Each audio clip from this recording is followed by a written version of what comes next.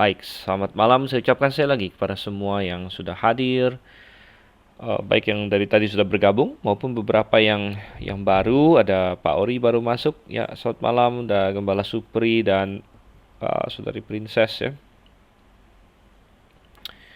Oke, kita akan segera mulai lagi dalam kelas kita. Ini adalah pelajaran keempat. Minggu lalu kita tidak ada kelas karena tanggal merah ya, karena ada tahun baru Tionghoa, dan kita bertemu lagi. Oke, sebelum kita masuk lebih lanjut, kita berdoa terlebih dahulu. Mari kita bersatu dalam doa. Bapa di surga, kami mengucap syukur Tuhan untuk kasih setia pada kami.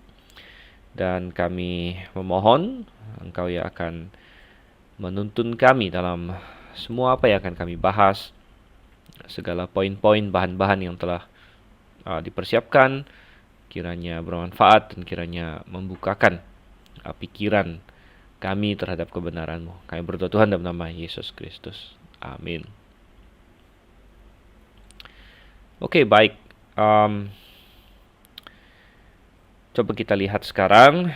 Kita masuk dalam poin 3 di dalam pembahasan kita, yaitu inspirasi Alkitab.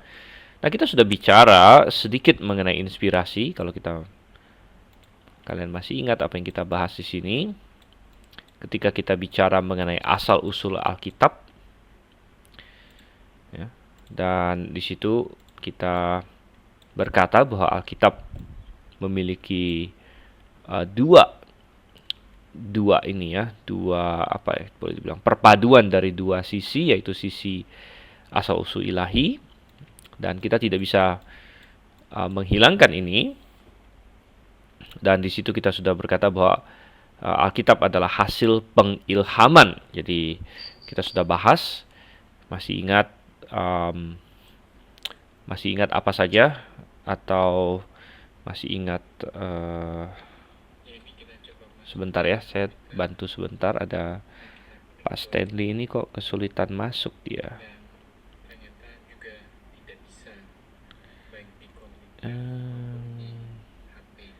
Ya, ada yang tidak bisa masuk di sini.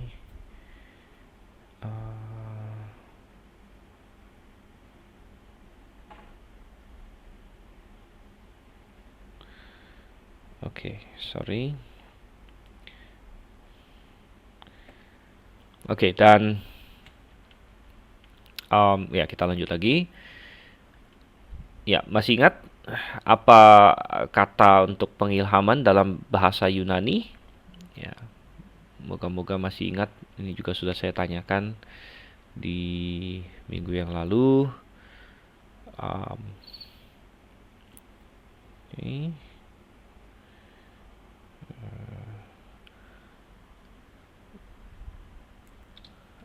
Masih ingat yang di 2 Timotius 3:16? Siapa masih ingat apa kata untuk pengilhaman?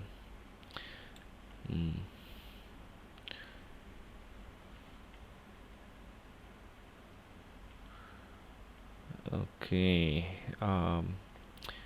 Tantio berkata theopneumatos. Hampir benar ya. Jadi memang ada hubungan dengan Allah, Theo, ya, kemudian dia bukan dihubungkan dengan, ya memang akar katanya sama sih, pneuma ya, tapi yang benar adalah theopneustos. Coba saya kasih lihat.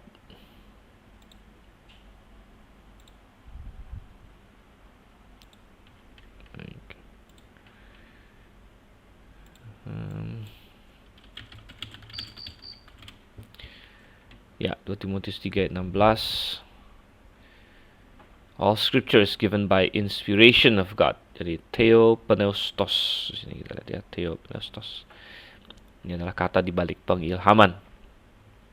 Jadi kita sudah bahas sedikit mengenai pengilhaman, tetapi kenapa kita akan bahas lebih dalam lagi? Karena kita bicara bahwa Alkitab berasal dari Allah. Jadi itu adalah firman Allah, Allah yang yang berbicara. Tetapi pada saat yang sama, kita juga sudah bicara minggu lalu bahwa Alkitab berasal dari manusia juga. Artinya manusia yang menulisnya. Manusia yang ambil pen, manusia yang ambil manuskrip, ya, artinya kertasnya, walaupun mereka tidak sebut kertas pada waktu itu. Mereka ambil perkamen atau kulit atau apa semua yang lain, kemudian mereka tulis, ya. Jadi manusia menulis. Dan pertanyaannya adalah bagaimana caranya Alkitab itu bisa sekaligus firman Allah, sekaligus adalah tulisan manusia, gitu. Manusia menulis karena kita percaya bahwa Alkitab bukan jatuh dari sorga, bukan bruk, gitu kan? Ya, tiba-tiba ada buku yang jatuh begitu. Tidak seperti itu, atau diberikan oleh malaikat, tidak seperti itu. Nah, ini beda dengan katakanlah kitab Mormon. Kitab Mormon, jadi Joseph Smith, pendiri dari Mormon. Jadi kita sebut Mormon, mereka sebut diri mereka adalah gereja orang-orang kudus akhir zaman. Ya, tapi Joseph Smith berkata bahwa dia menerima kitab Mormon itu berupa lempeng-lempeng emas yang diberikan oleh malaikat kepada dia. Nah, kita tidak berkata bahwa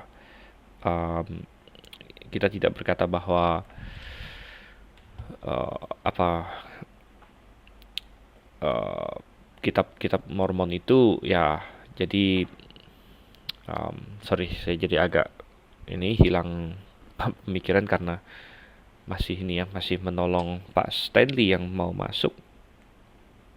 Oke, tapi ya moga-moga dia bisa. Dan intinya kita ingin berkata bahwa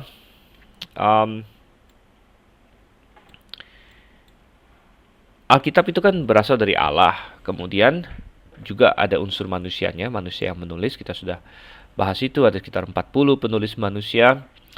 Nah, bagaimana caranya Allah tapi manusia begitu? Nah, jawabannya adalah inspirasi. Ya, jawabannya adalah inspirasi. Jadi Allah melalui proses inspirasi, ya, pengilhaman, memakai manusia sehingga tertulislah Alkitab begitu. Nah, sehingga kita akan melihat pertama-tama berbagai pandangan tentang inspirasi. Ya. Dan di sini saya berikan 8 pandangan. Dan ini ada dibahas juga di buku saya, yaitu Ketiadasalahan Alkitab. Jadi ini bisa, kalau ada ingin lihat lebih lanjut lagi, bisa dibaca juga di buku saya ini. Tetapi coba kita lihat. Yang pertama adalah intuition atau natural inspiration. Ya, intuition, natural inspiration. Jadi dalam pandangan ini tidak ada inspirasi dari Tuhan. Alkitab adalah hasil koleksi tulisan manusia. Jadi intinya dia berkata ini adalah tulisan manusia yang akhirnya dinilai tinggi oleh orang Kristen. Gitu. Jadi kenapa Alkitab disebut kitab suci? Hanya karena dipilih oleh orang Kristen. Tidak ada hubungan dengan Tuhan atau lain sebagainya. Itu. Jadi ini adalah sesuatu yang natural saja. Ya, natural, alami, artinya berdasarkan intuisi. Begitu. Dan pandangan ini mungkin kebanyakan dipegang, tentu rata-rata bukan oleh orang Kristen, ya. Bukan orang Kristen yang memegang pandangan nomor 1 ini. Dan yang memegang pandangan nomor 1 ini ya bisa jadi ateis, lain sebagainya. Atau orang-orang yang misalnya berpendapat bahwa Yesus itu seorang guru yang hebat. Ya, mungkin Anda pernah ketemu dengan orang-orang seperti itu. Dia tidak mau merendahkan Alkitab, tapi dia juga tidak mau percaya Alkitab. Dia tidak mau merendahkan Yesus, tapi dia juga tidak mau percaya kepada Yesus. Kan? Sehingga banyak orang berkata, oh, Yesus itu seorang guru yang baik, seorang guru yang hebat. Ya, um, ya tetapi ya nanti kita akan lihat tentu itu tidak cukup gitu ya. Namun mereka akan berkata bahwa Alkitab adalah tulisan yang bagus begitu. Tulisan yang bagus. Hanya bukan firman Tuhan sebenarnya.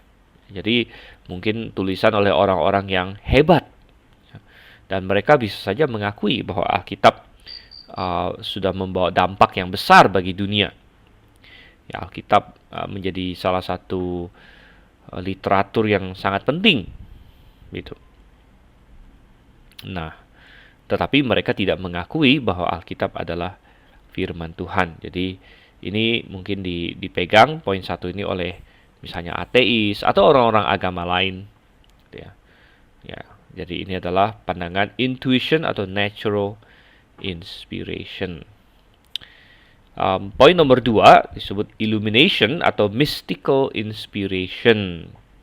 Nah, beda poin 1 dengan poin 2 adalah di poin 1 ini sudah benar-benar ada di poin 1 tidak ada hubungan dengan Tuhan, poin 2 ada hubungan dengan Tuhan. Jadi Tuhan memberikan kecerdasan kepada para penulis, jadi menerangi mereka gitu. Lalu mereka menulis. Sehingga inspirasi bukan pada teks, tapi pada orang-orangnya. Teks adalah kata-kata manusia, tapi manusia yang diterangi oleh Tuhan, gitu ya. Dan sebenarnya kata-kata manusia diterangi oleh Tuhan di sini harus kita, ini pemahamannya bukan seperti yang kita pahami ya. Mungkin kalau kita memahami bahwa manusia diterangi oleh Tuhan, kita juga percaya. Tapi dalam maksud inspirasi di sini adalah ya Tuhan sekedar memberikan manusia hikmat saja gitu. Jadi kembali poin nomor 2 di sini tidak menganggap bahwa kata-kata Alkitab itu benar-benar kayak firman Tuhan bagaimana gitu ya. Melainkan itu adalah manusia menulis berdasarkan hikmat yang diberikan oleh Tuhan, itulah. Jadi sedikit lebih tinggi dari poin nomor 1, di mana poin nomor 1 manusia menulis berdasarkan hikmat. Jadi ini orang-orang yang pintar, ini poin nomor 1, orang yang pintar berhikmat menulis, tapi tidak menghubungkannya dengan Tuhan. Poin nomor 2 sama, manusia yang berhikmat pintar menulis, tapi kepintaran dia, hikmat dia diberikan oleh Tuhan, gitu. Ya, tapi ya tetap saja ini Tuhan memberikan hikmat secara umum saja. Ya, Tuhan memberikan hikmat secara umum, menerangi secara umum. Tidak bisa dikatakan bahwa ya, kata per kata atau kalimat-kalimat dalam Alkitab itu benar-benar kayak Tuhan yang kasih langsung gitu. Tidak bisa dikatakan demikian. Tuhan hanya kasih mereka hikmat dan mereka menulis gitu. Ya. Dan berarti ya kalau ya Tuhan terus kasih hikmat, jadi bisa saja dalam poin 2 ini bisa saja ada orang lain yang Tuhan kasih hikmat juga hari ini yang bisa menulis yang setara dengan Alkitab gitu. Oke, dan poin nomor 2 ini bisa dipegang oleh orang-orang Kristen yang liberal. Ya, mereka tidak percaya bahwa Alkitab itu tiada salah. Jadi mereka menganggap itu hanya, ya mungkin mereka bilang, oh itu kitab yang bagus. Dan Tuhan ada terlibat, tapi terlibat jarak jauh ya. Terlibat jarak jauh, ya seperti itu, hanya sedikit kasih hikmat saja. Manusia tulis. Nah, bisa ada salah nggak? Ya bisa, namanya manusia kan bisa salah gitu kan. Tapi secara umum masih lumayan bagus lah gitu. Secara umum masih lumayan bagus. Nah, itu adalah illumination atau mystical inspiration. Oke. Kemudian masuk ke poin ketiga. Poin ketiga ini disebut Barthian atau personal witness inspiration ya. Dan kenapa disebut Barthian? Karena ini ada hubungan dengan satu orang namanya Karl Barth ya.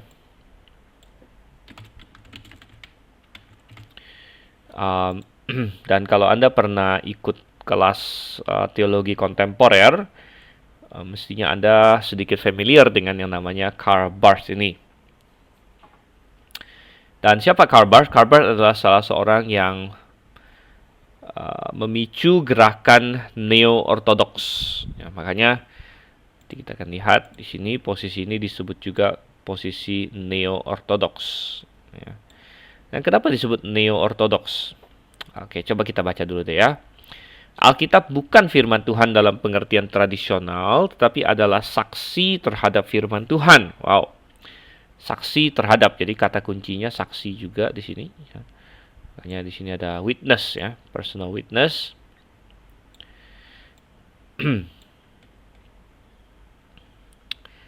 Posisi ini juga disebut neo-ortodoks yang mengatakan bahwa tujuan Alkitab adalah supaya kita dapat encounter itu apa ya? Berjumpa, bertemu dengan Tuhan, dengan Allah.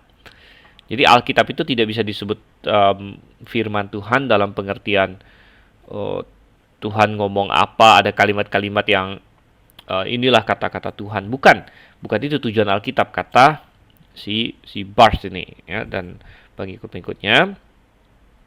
Melainkan tujuan Alkitab adalah supaya kita ketemu Tuhan Yesus di dalamnya, berjumpa dengan Tuhan, gitu ya. Jadi biasa bahasa mereka sangat cakep sekali, di mana mereka bilang seseorang bertemu dengan Sang Firman hidup, yaitu Yesus, di halaman-halaman Firman tertulis, gitu. Wow, ya sepertinya keren. Tapi ya ini salah ya, dan saya ingin jelaskan sedikit. Ya, terutama bagi yang mungkin tidak terlalu paham apa itu neo-ortodoks. Jadi kenapa disebut neo-ortodoks? Pertama kita harus paham dulu, pemakaian kata ortodoks ini ada beberapa macam ya. Jadi ortodoks ya, ortodoks di sini bukan dalam pengertian, bukan gereja ortodoks. Ya.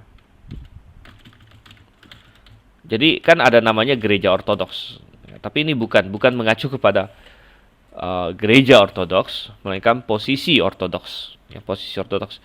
Ortodoks itu artinya apa? Ortodoks itu artinya lurus sebenarnya. Orto, ya kan? Orto jadi pengajaran yang lurus. Dan istilah posisi ortodoks adalah posisi yang benar. Ya, posisi yang benar. Posisi yang dari sananya yang lurus gitu. Nah, ini tidak ada hubungan dengan gereja ortodoks namanya. Gereja ortodoks ada seperti ortodoks Syria, ortodoks Timur, ntar ortodoks apa lagi. Itu nama gereja ya. Nama gereja. Jadi nama mereka bagus ortodoks, tapi mengenai apakah mereka benar-benar ortodoks, benar-benar alkitabiah, yaitu pertanyaan kedua lagi, karena gereja ortodoks ya mereka baptis bayi, mereka punya struktur seperti Katolik. Ya ada, kalau Katolik pakai namanya paus, mereka ada pemimpin utamanya namanya patriark dan sebagainya. Dan kita bilang gereja ortodoks itu ya 11-12 dengan gereja Katolik sebenarnya. Tapi kita bukan bicara mengenai gereja ortodoks, kita bicara mengenai posisi ortodoks. Nama lain posisi ortodoks adalah posisi yang benar, yang fundamental bisa dibilang. Jadi itu posisi yang benar ya. Nah, posisi ortodoks adalah bahwa Alkitab firman Tuhan yang tiada salah. Ya, jadi ini posisi yang benar, posisi yang dari sananya, posisi yang tradisional, dibilang gitu. Lalu posisi ini ya semakin diperjelas, terutama ketika masa reformasi bergulir, diserukan sola scriptura dan sebagainya. Tetapi kemudian muncul rasionalisme sehingga akhirnya muncul posisi ini ya, posisi liberalis ya, posisi liberal ya, jadi ini kata pengaruh ya, rasionalisme ya, humanisme, jadi manusia bahkan bisa lebih tinggi dari Tuhan, dan rasionalisme mengajar manusia untuk kritis ya, kritis bagus. Tapi kalau kita menempatkan pikiran kita di atas firman Tuhan, lebih tinggi dari firman Tuhan, itu berbahaya sekali. Dan mereka, kaum liberal ini akhirnya mau mengkritik Alkitab. Ya, dan berdasarkan pemikiran mereka, Alkitab banyak salah. Gitu. Jadi Alkitab ini banyak salah. Bahkan orang-orang yang mengaku diri Kristen percaya bahwa Alkitab penuh dengan mitos, bahwa kelahiran perawan itu tidak mungkin dan lain sebagainya. Ini semua adalah posisi liberal dan mengatakan bahwa Alkitab bukan firman Tuhan, ya. Alkitab bukan firman Tuhan, ya, dan penuh kesalahan, ya, penuh kesalahan. Oke, nah, mungkin posisi liberal nih bisa jadi pegang poin inspirasi nomor 2 misalnya, ya nomor 1 atau nomor 2, mungkin nomor 2 lah, karena mereka masih dalam tanda kutip Kristen kan, tanda kutip Kristen. Jadi walaupun Alkitab bukan firman Tuhan, tapi ya mungkin Tuhan yang kasih hikmat misalnya, dan lain sebagainya. Jadi bisa jadi mempercayai teori inspirasi yang apa tadi, illumination atau mystical gitu. Nah, kenapa? Ya karena dia bilang, ya misalnya di dalam Alkitab, ya mereka tidak percaya mukjizat-mukjizatnya. Mana mungkin seorang gadis perawan bisa melahirkan dan lain sebagainya. Mana mungkin Yunus bisa ditelan ikan, lalu dimuntahkan kembali. Jadi mereka tidak percaya itu. Nah, lalu akhirnya karena posisi liberal nih ini ya menggoncangkan Eropa dan Amerika dan sebagainya, sebagian orang akhirnya tidak puas dengan posisi liberal, ya. Tapi mereka tidak kembali ke posisi ortodoks, melainkan mereka menciptakan posisi baru, namanya posisi neo-ortodoks. Neo-ortodoks, ya. Jadi new ortodoks, ya. Ortodoks baru begitu. Ortodoks baru.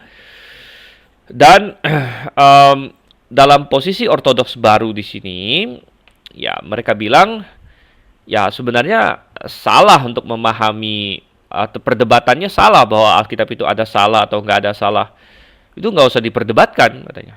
Ada salah nggak masalah, mereka bilang. Jadi mereka kan melihat bahwa ortodoks atau kaum fundamental lah ya, ortodoks atau fundamental dengan kaum liberal ini kan kayak gontok-gontokan gitu, atau bukan gontok-gontokan gimana kayak anak-anak, tapi berseberangan, ya. Dan orang fundamental berkata Alkitab nggak ada salah sedikit pun, sedangkan liberal berkata penuh salah, ya, penuh salah.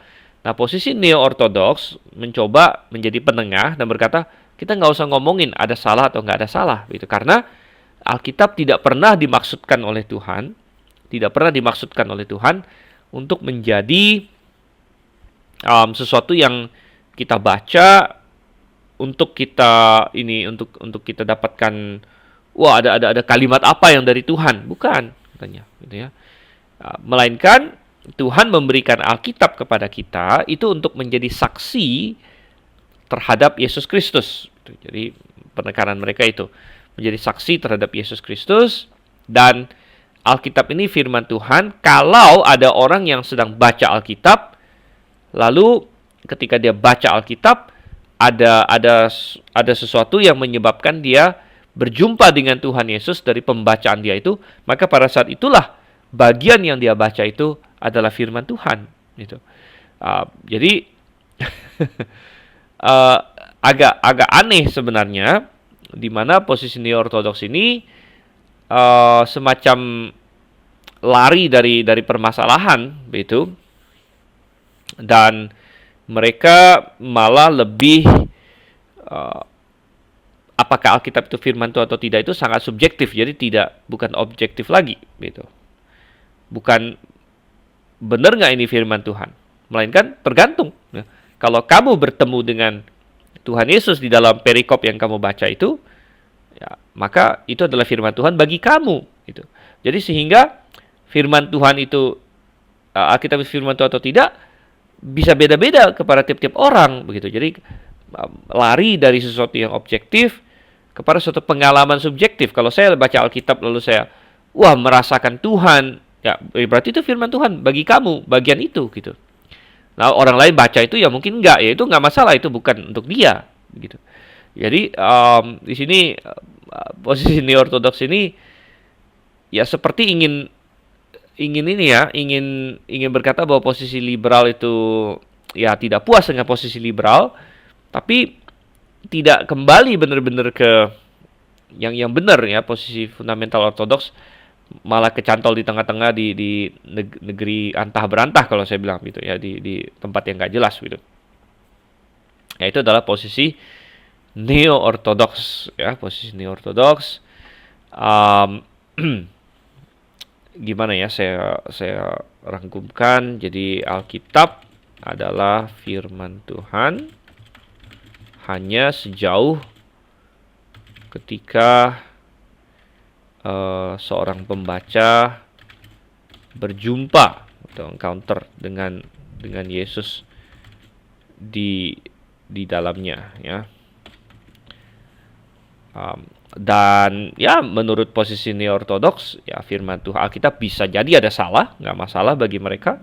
Yang penting bukan masalah benar salahnya, melainkan adalah ketemu Tuhan atau enggak. Dan ketemu Tuhan yang mereka maksud ini bukan dalam pengertian yang doktrinal, tapi ketemu Tuhan dalam pengertian semacam pengalaman pribadi lah, begitu.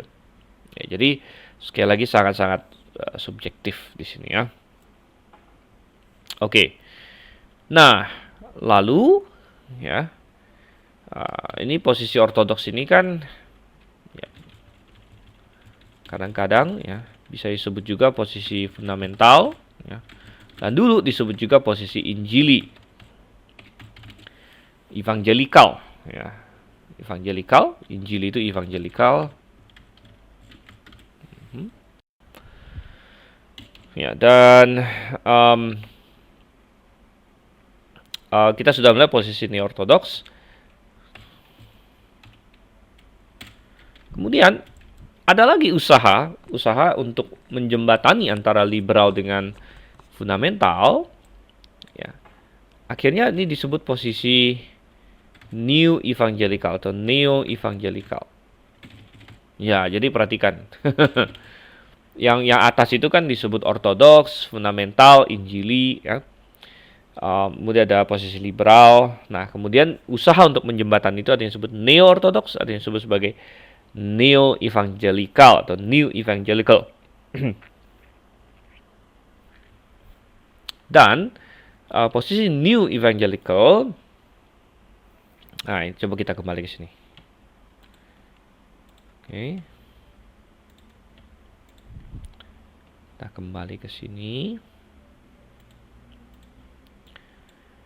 Posisi new evangelical, mereka bisa memegang poin 4, ya, atau 5 atau 6. 4, 5, 6 sini. Dan poin 4 apa? Disebut dynamic atau thought atau concept inspiration. Dan di sini Tuhan memberikan konsep atau prinsip-prinsip kepada para penulis. Para penulis mencatatkannya dalam kata-kata mereka sendiri. Jadi ingat bahwa beberapa poin di sini agak sedikit tumpang tindih, ya. Nanti kita akan lihat. Jadi dalam dynamic inspiration atau thought inspiration, Tuhan tidak memberikan kata per kata, begitu. Tuhan hanya kasih konsep saja, makanya disebut konsep atau prinsip-prinsipnya saja. Tuhan kasih. Nah, kemudian terserah kepada para penulis itu untuk, ya, menuangkannya dalam bentuk tulisan dengan kata-kata mereka sendiri. Ya, jadi itu adalah dynamic inspiration.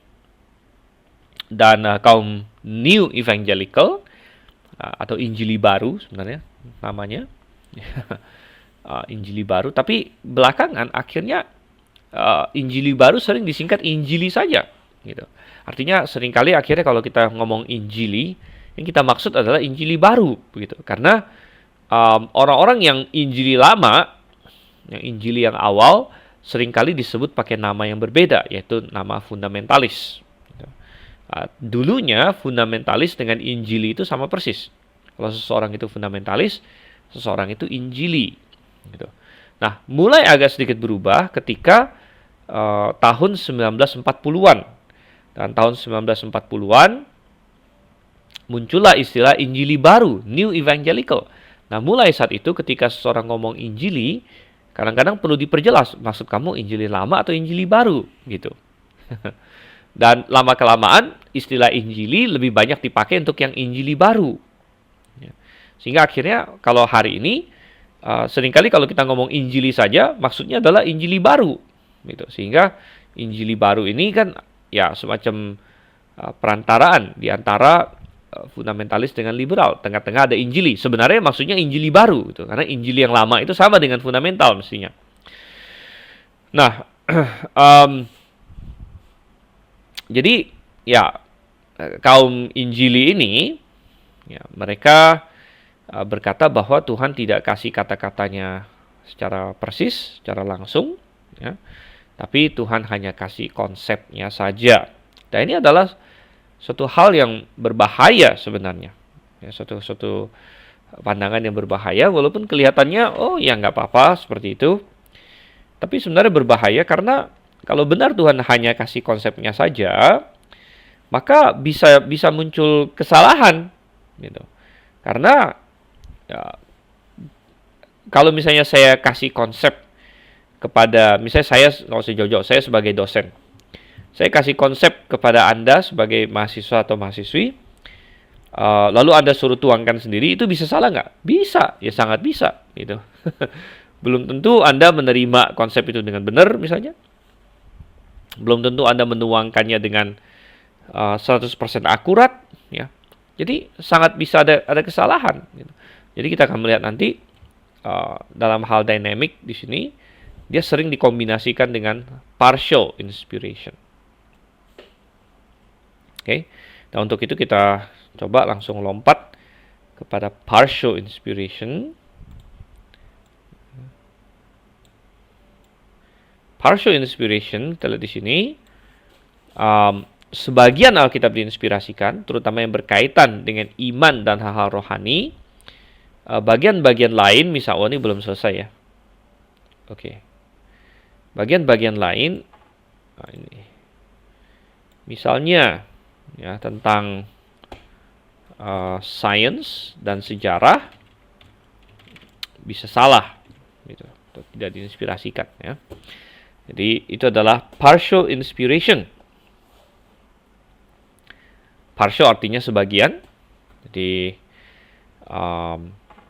kita lihat di sini, ya ini sesuatu yang suatu konsep ya, bahwa tidak semua Alkitab itu diinspirasikan. Gitu. Dan ini ada hubungannya juga dengan degree inspiration. Apa itu degree inspiration? Degree inspiration, degree itu artinya derajat. Ya. Dan degree inspiration percaya bahwa ada perbedaan tingkat inspirasi ke berbagai bagian firman Tuhan. Jadi inspirasi itu ada derajat-derajatnya gitu. Derajat-derajatnya. Mungkin yang ini setengah diinspirasikan, yang ini lebih diinspirasikan lagi, yang ini full diinspirasikan.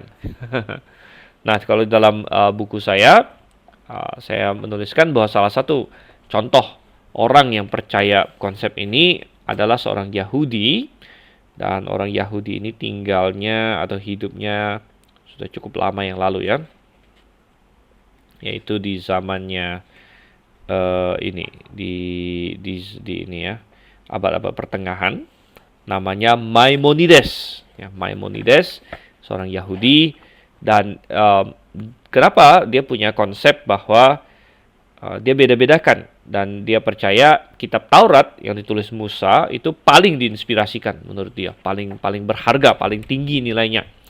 Nah, kemudian nanti ada tulisan-tulisan lain yang mungkin itu nilainya di bawah hukum Taurat ya. Jadi ini konsep seperti itu. Mengenai orang Kristen yang percaya demikian, ini ya bisa yaitu yang percaya partial inspiration. Jadi gini, partial inspiration adalah salah satu jenis degree inspiration sebenarnya. Ya, salah satu jenis degree inspiration, karena partial inspiration juga percaya ada sebagian Alkitab diinspirasikan, sebagian tidak diinspirasikan. Jadi kalau memang cuma dua itu kan berarti full inspiration bagi sebagian, zero inspiration, tidak ada inspiration bagi yang lain. Sedangkan yang Maimonides mungkin dia ada yang 100% diinspirasikan, ada yang 75% diinspirasikan, ada yang 50% diinspirasikan. Ya, jadi partial inspiration adalah salah satu jenis degree inspiration sebenarnya. Ya, tapi kita melihat di sini ada orang, intinya kenapa masalah inspiration ini penting? Sebenarnya yang dipertaruhkan adalah Alkitab itu benar atau enggak, begitu. Karena kita bisa berkata bahwa kalau Tuhan berfirman, maka Tuhan tidak mungkin salah sebenarnya. Nah, kalau Tuhan berfirman, maka Tuhan tidak mungkin salah. Jadi, ya, orang-orang yang mau memasukkan kesalahan atau mau mengatakan bahwa Alkitab ada salah, itu dia harus masuk ke salah satu ini. Ya, jadi yang 1-6 di sini, coba kita lihat ya. Kita pakai warna ini ya. 1-6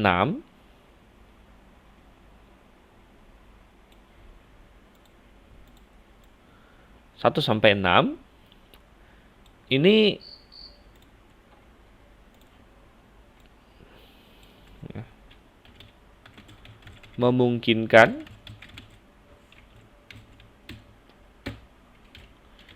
ada kesalahan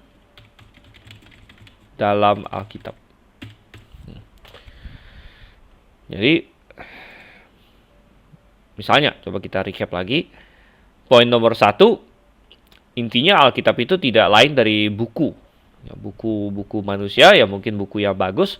Jelas buku manusia, sekalipun buku yang bagus, ya bisa salah. Oke, itu itu gampang dipahami.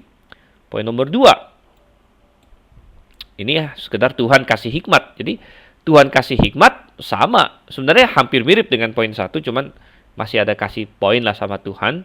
Ya, tapi mirip-mirip. Misalnya saya menulis buku ini. Saya menulis buku Ketidaksempurnaan Alkitab, ini buku saya. Kan saya berdoa juga waktu saya tulis buku ini, minta Tuhan bantu saya menulis dan sebagainya. Dan oke, saya percaya bahwa Tuhan ada membantu saya menulis buku ini. Ya, itu mirip-mirip seperti itu. Jadi Alkitab adalah pokoknya manusia menulis, Tuhan hanya kasih hikmat lah, begitu, kasih hikmat untuk menulis yang bagus. Tapi bisa ada salah nggak? Bisa, begitu. Bisa ada salah karena Tuhan tidak menjamin, Tuhan tidak kasih kalimat per kalimat atau kata per kata. Tuhan hanya ya menerangi pikiran kamu dan kasih kamu hikmat, begitu. Nah, namanya manusia ya masih bisa salah, begitu. Itu poin nomor 2. Poin nomor 3 yang tadi Bartian di sini, ya, personal witness, ini ortodoks juga mengatakan bahwa Alkitab ada salah, bisa-bisa saja ada salah. Karena bukan itu tujuannya. Mereka bilang, bukan itu tujuannya. Tujuannya Tuhan kasih Alkitab itu bukan supaya kita baca kalimatnya lalu seolah-olah ini kalimat ini apa, begitu kan, menyatakan kebenaran apa, bukan. Ya, melainkan ya, kalau Anda baca lalu Anda berjumpa dengan Tuhan dalam pembacaan Anda, nah itulah firman Tuhan, ya, dan bisa ada kesalahan juga di dalamnya, gitu. Nah, kalau dynamic inspiration ini ya tentu membuka peluang untuk salah sebenarnya. Walaupun sebagian mereka ada yang ngaku, ada yang tidak ngaku. Tapi dynamic di sini membuka peluang untuk kesalahan. Karena sekali lagi, ya, apakah manusia bisa menuangkan konsep yang Tuhan berikan itu dengan benar tanpa salah, gitu. Kalau Tuhan hanya sekedar kasih konsep, jangankan konsep dari Tuhan. Konsep dari dosen aja, mahasiswa nangkepnya bisa kacau-kacau, begitu. Ya, kadang-kadang saya kalau sedang mengoreksi ujian, kadang-kadang ketawa-ketawa kalau ada jawaban yang ngawur, gitu kan, yang kacau balau, gitu. Bilang, wah ini kok jawabannya jadi begini, ya. Ini salah langkah di mana, begitu. Kok nggak nyambung, gitu misalnya. Jadi padahal kita sampaikan konsepnya, begitu. Nah, degree dan partial inspiration juga, begitu. Mereka berkata bahwa misalnya partial inspiration, ya, kalau misalnya Alkitab itu berbicara soal iman, maka itu diinspirasikan, tidak ada kesalahan. Ya, misalnya iman apa? Percayalah kepada Yesus. Nah, itu benar, itu pasti benar, itu nggak mungkin salah katanya. Percaya kepada Yesus itu benar. Ya. Barang siapa, misalnya Yohanes 3:16, karena begitu besar kasih Allah akan dunia ini, sehingga ia telah mengaruniakan anaknya yang tunggal, supaya setiap orang yang percaya kepadanya tidak binasa, melainkan beroleh hidup yang kekal. Oh, itu adalah itu benar katanya. Ya, itu benar. Ya, karena itu masalah iman. Tapi kalau misalnya ada perikop yang bicara soal sains, soal sejarah, oh itu tidak diinspirasikan, itu bisa salah katanya. Misalnya Kejadian 1 ayat 1 atau Kejadian pasal 1, 2, 3 mengenai penciptaan. Wah, itu kan bertentangan dengan sains. Nah, jadi kita bisa melihat kembali kenapa mereka mau seperti ini, karena kembali lagi ke tadi. Kembali lagi ini, pengaruh rasionalisme, humanisme, seolah-olah manusia lebih tahu daripada Tuhan, ya.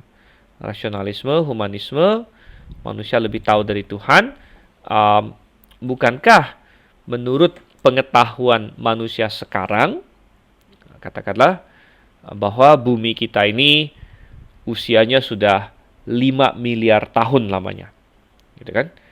Nah, dan bukankah menurut pemahaman dan pengertian kita sekarang, binatang-binatang itu berasal dari evolusi, ya, termasuk manusia mungkin. Sehingga apa yang tertulis dalam Alkitab, ya, apa yang tertulis dalam Alkitab itu salah sebenarnya, ya, mengenai diciptakan dalam 6 hari, ya, mengenai macam-macam lagi, ya, mengenai Tuhan misalnya ciptakan tumbuh-tumbuhan dulu, baru hari keempat Tuhan ciptakan matahari. Wah, itu salah menurut sains, gitu. Nah, ya kalau orang liberal itu tidak malu-malu lagi, dia bilang, oh Alkitab salah, memang penuh kesalahan. Tapi kalau orang yang neo-evangelikal ini, ya, mereka masih mau mempertahankan Alkitab itu benar firman Tuhan, gitu. Tapi bagaimana caranya? Ya udah, kalau gitu kita bilang alasan mereka adalah Alkitab benar kalau bicara soal hal rohani, ya. Kemudian bisa salah kalau bicara soal sains dan sejarah. Tapi kita bilang sangat aneh sekali. Kenapa dia bisa ada salah dalam sains sejarah, tapi kenapa hal rohani bisa tidak salah, begitu kan? Kalau bisa ada kesalahan di satu hal, mestinya di tempat lain juga bisa ada kesalahan, gitu. Lagi pula, pesan kekristenan itu tidak lepas dari sejarah sebenarnya. Misalnya, karena begitu besar kasih Allah akan dunia ini sehingga telah mengaruniakan anaknya. Siapa itu? Yesus Kristus. Yesus Kristus itu pernah lahir. Nah, itu kan sejarah, begitu. Artinya berarti kita harus ngomong sejarah. Nah, apakah Yesus Kristus lahir dari perawan misalnya? Nah, kalau dia bukan lahir dari perawan, berarti dia manusia biasa, berarti dia bukan Tuhan. Sedangkan Alkitab mengklaim Yesus itu Tuhan. Jadi nggak bisa lepas. Kalau Anda ingin beriman kepada Tuhan, kepada Alkitab, Anda nggak bisa mengkotak-kotakkan, oh ini masalah rohani, ini masalah sejarah. Mengapa? Karena dasar kekristenan dilandaskan kepada peristiwa yang historis, peristiwa Yesus Kristus, Allah menjadi manusia. Itu kan menurut sains sudah nggak bisa. Kemudian dia mati sekali, kemudian dibangkitkan. Menurut sains tidak bisa. Jadi kita mau percaya apa yang Tuhan katakan, nanti kita nggak bisa mengkotak-kotakkan, oh ini hal rohani. Apakah kebangkitan Yesus hal rohani atau hal sains, begitu? Yesus bangkit loh. Menurut sains orang mati nggak bisa bangkit, gitu. Nah, tapi Yesus bangkit dari antara orang mati kan? Ya kan itu hal rohani, itu hal rohani. Itu kan, dan itu kita bilang itu sains juga, ada hubungan dengan sains, ada hubungan dengan sejarah, gitu. Apa benar terjadi atau enggak? Kan? Jadi kita bilang itu kegagalan, ya. Orang yang percaya partial inspiration ini termakan oleh jebakan iblis, sehingga mereka istilahnya menyerah atas poin-poin itu untuk mereka kira melindungi poin-poin lain, tapi efeknya sebenarnya sama aja, ya, kacau semua, dan akan disikat habis oleh musuh sebenarnya itu. Oke, dan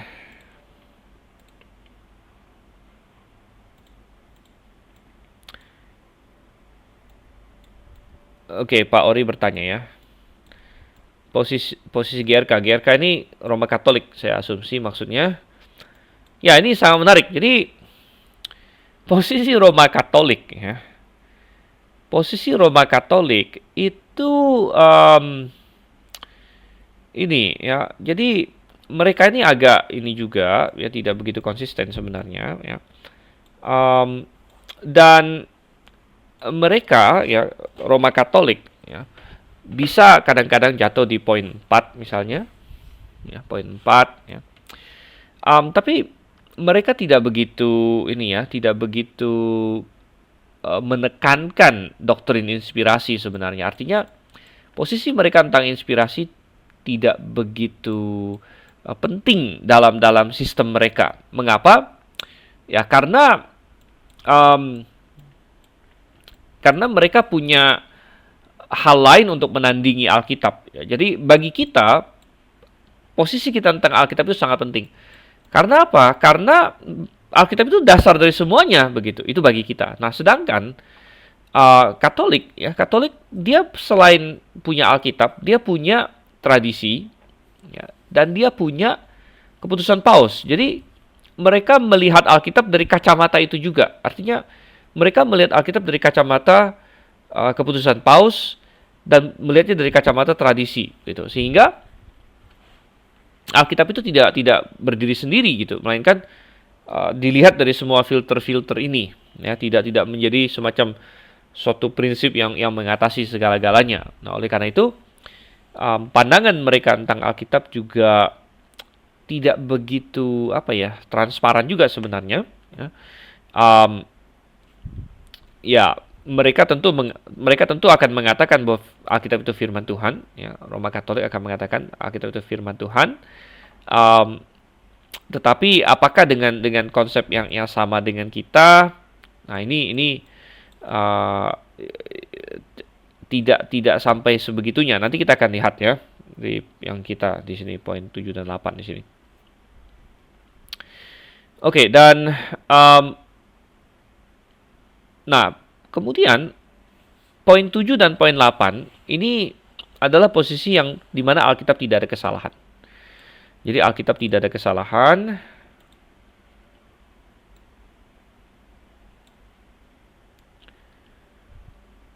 Okay.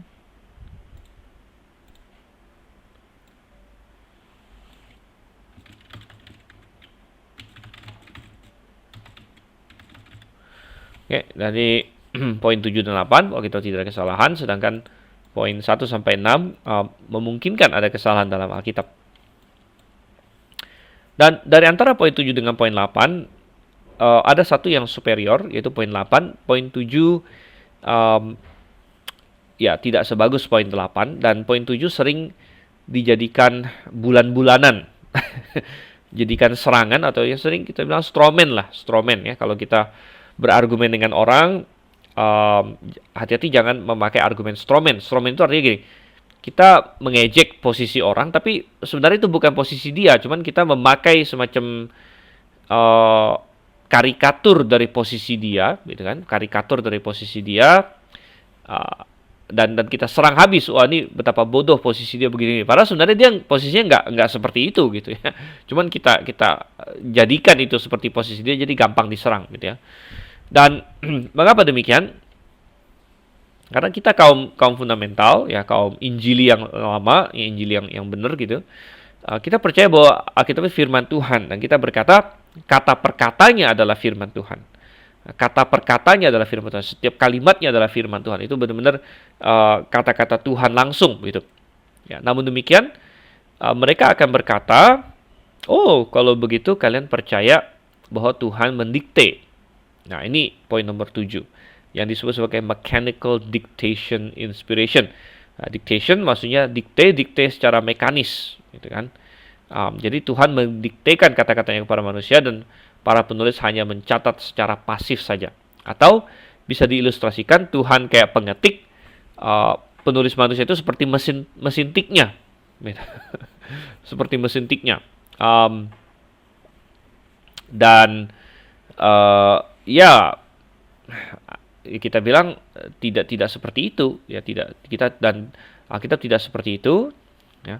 Dan mereka sering menyerang bahwa kalian, jadi istilahnya mereka bilang, kalian yang berkata bahwa tiap-tiap kata itu adalah firman Tuhan, kalian menghilangkan peran manusia. Nah, makanya tadi kita bilang bahwa ini sangat penting, ya, bahwa kita juga memegang asal-usul manusiawi dari Alkitab. Dan kalau kita baca Alkitab, memang ada gaya penulisan yang berbeda. Anda pernah baca, bandingkan misalnya surat Paulus dengan surat Yohanes misalnya. Anda bandingkan gayanya, gaya tulis Yohanes dengan gaya tulis Paulus. Nah, kalau kita mempelajari pasti ada kelihatan bedanya gitu. Oh, Yohanes nulisnya caranya seperti ini, dia sukanya pakai kata-kata apa, ya struktur kalimatnya seperti apa. Paulus ya, cara tulisnya beda lagi. Jadi ada perbedaan. Makanya kita bilang Tuhan memakai kepribadian tiap-tiap manusia, begitu. Jadi kita bilang poin nomor 7 ini salah, ya. Bukan Tuhan mendikte, walaupun kita bilang ada sebenarnya bagian-bagian Alkitab yang Tuhan dikte gitu, ada. Ya, tapi secara keseluruhan bukan istilahnya. Ya, secara keseluruhan bukan. Walaupun ada sebagian Alkitab yang Tuhan dikte, sebagian kecil, tapi secara keseluruhan tentu bukan Tuhan diktekan lalu manusia tinggal tulis saja gitu seperti seorang wartawan atau apa. Melainkan kita akan melihat Tuhan menggunakan atau menginspirasikan secara nomor 8, verbal plenary perfect inspiration. Oke, perfect ini ya nggak usah disebut juga nggak apa-apa, verbal plenary saja cukup sebenarnya. Verbal plenary inspiration atau verbal plenary perfect inspiration. Dan oke, kenapa disebut verbal plenary? Verbal plenary, verbal itu artinya kata, ya kata. Jadi mengatakan bahwa lokus pengilhaman adalah kata-katanya, ya verbal di sini, kata-katanya. Jadi ini kontra dengan dynamic, bahwa Tuhan menginspirasikan konsepnya, ya. Bukan demikian. Ya, Tuhan memberikan kata-katanya, jadi verbal. Dan juga tidak sama dengan illumination. Illumination adalah perhatikan apa yang dikatakan di inspiration di sini. Saya garis bawahi deh. Ya, inspirasi bukan pada teks tetapi pada orangnya. Nah, kadang-kadang kita pakai bahasa Tuhan mengilhami Paulus. Tuhan mengilhami Petrus, dan secara umum boleh kita ngomong begitu, tetapi kembali lagi ke teks yang tadi kita buka di dalam 2 Timotius 3:16.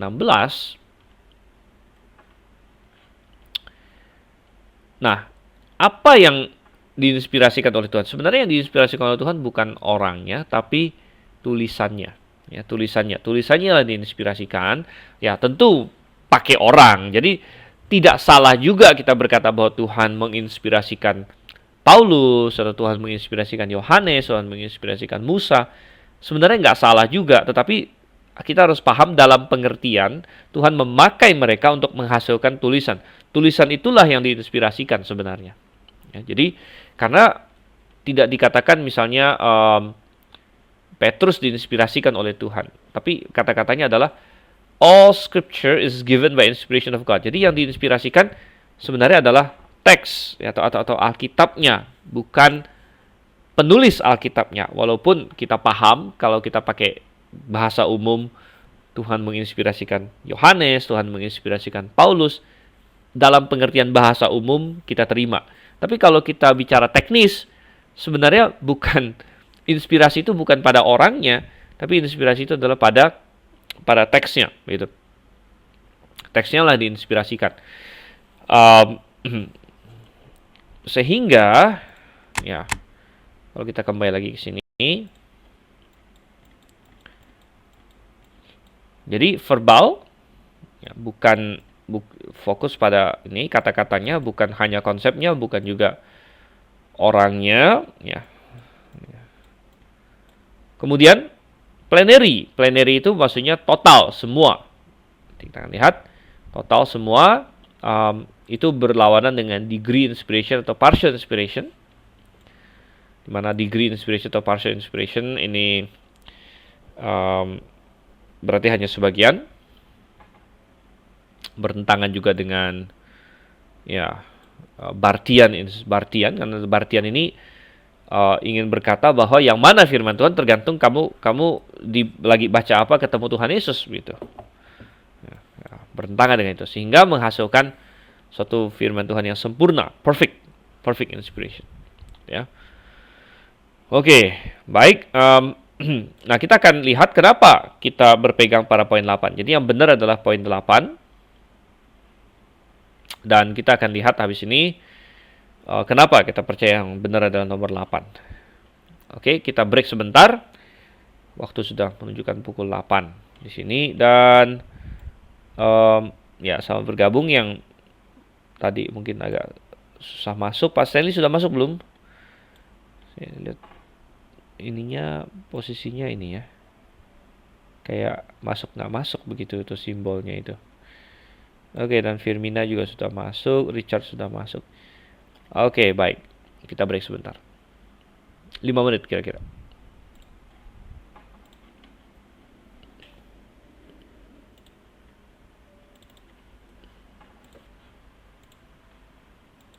Oke, kita mulai rekam lagi ya.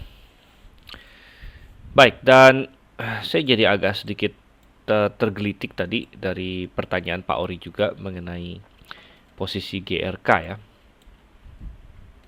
Dan posisi Roma Katolik ini memang sangat unik juga, sangat aneh juga. Mengapa? Karena seperti saya katakan tadi, Roma Katolik mengatakan bahwa Alkitab itu firman Tuhan. Mereka akan mengakui itu. Ya, mereka percaya bahwa Alkitab firman Tuhan. Tetapi mereka punya suatu pandangan yang sedikit berbeda dengan kita kaum Baptis ya, dan juga dengan Protestan, di mana kaum Baptis terutama Protestan juga sebenarnya, kaum Baptis menempatkan kita sebagai orang percaya ya, atau gereja itu berada di bawah firman Tuhan. Jadi Alkitab itu firman Tuhan ya, dan kita berada di bawahnya gitu, di bawahnya. Artinya Alkitab ini otoritas bagi kita ya, mengikat kita gitu. Nah, tadi saya sudah singgung sedikit bahwa bagi Katolik Alkitab itu dia selain Alkitab ada apa lagi? Ada tradisi. Tradisi itu dari mana? Tradisi itu kan dari gereja juga, ya. Nah, kemudian ada keputusan Paus. Nah, keputusan Paus ini juga Paus itu kan gereja juga bagian. Jadi gini,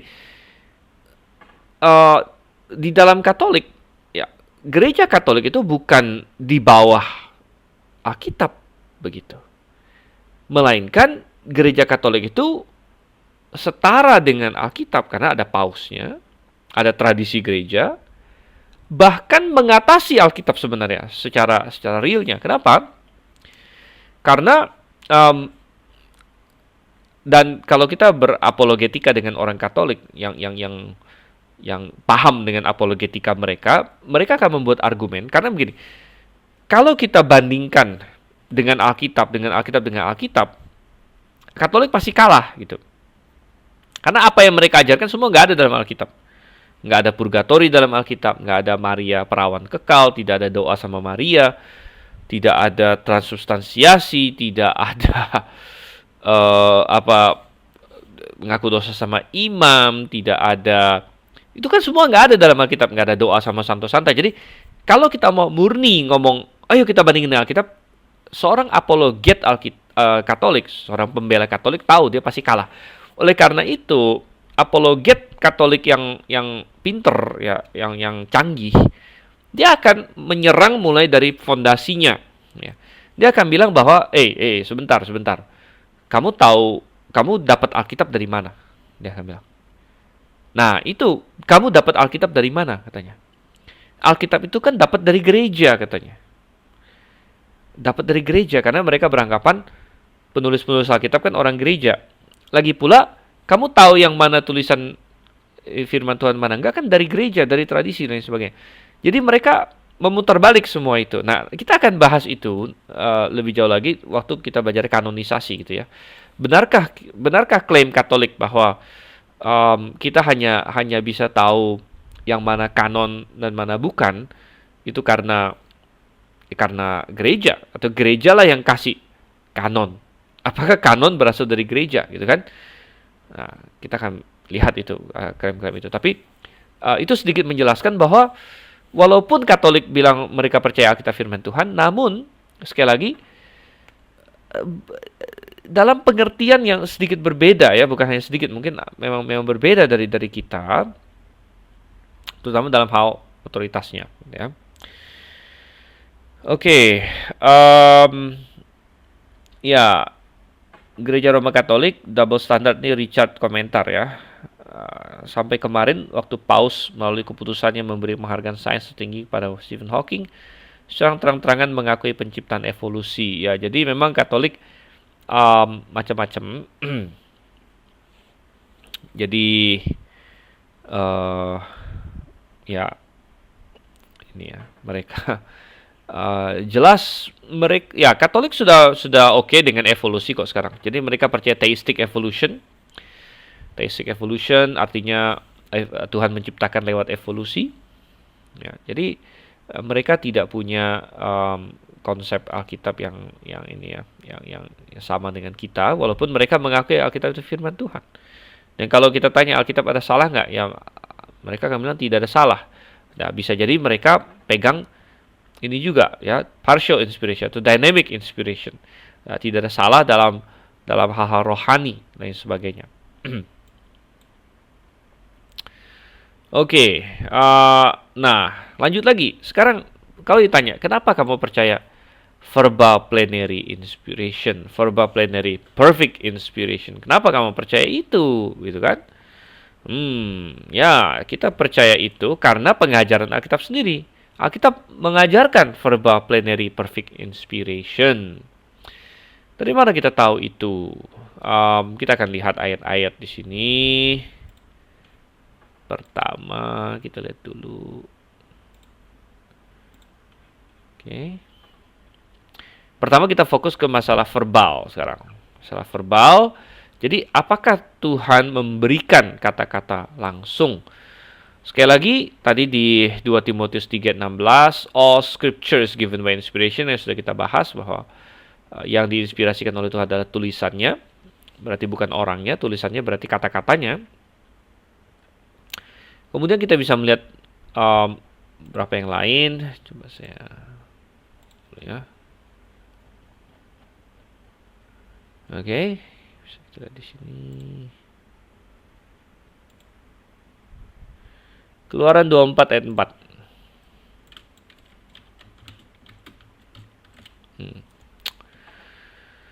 4. Dan di sini apa yang dikatakan?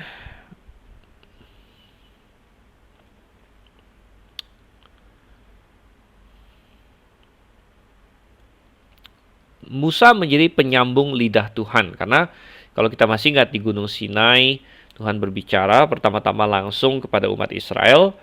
Lalu umat Israel ketakutan. Nah, dia bilang, udahlah janganlah. Kamu Tuhan ngomong sama Musa aja, Musa ngomong sama kami. Ayat 3. Lalu datanglah Musa dan memberitahukan kepada bangsa itu segala firman Tuhan. Jadi all the words of the Lord, semua kata-kata sebenarnya. Ya, segala firman Tuhan, all the judgments.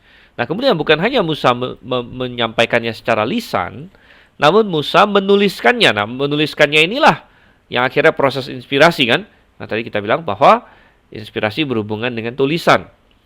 Ayat 4. Ya, and Moses wrote all the words of the Lord. Perhatikan di sini. Kalau dalam bahasa Indonesia, lalu Musa menuliskan segala firman Tuhan itu.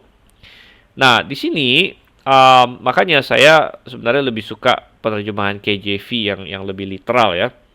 Dia berasal dari bahasa Ibrani divrei di sini. Kalau Anda pernah belajar Ibrani sebentar, Anda akan tahu divrei ini adalah bentuk plural.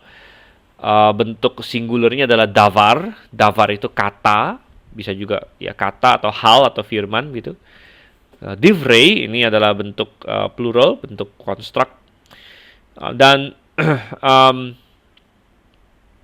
jadi secara literal ada words, makanya KJV pakai tambah S. Semua kata-kata. Jadi kata-kata ini penekanannya adalah kata per katanya begitu, karena semua kata-katanya.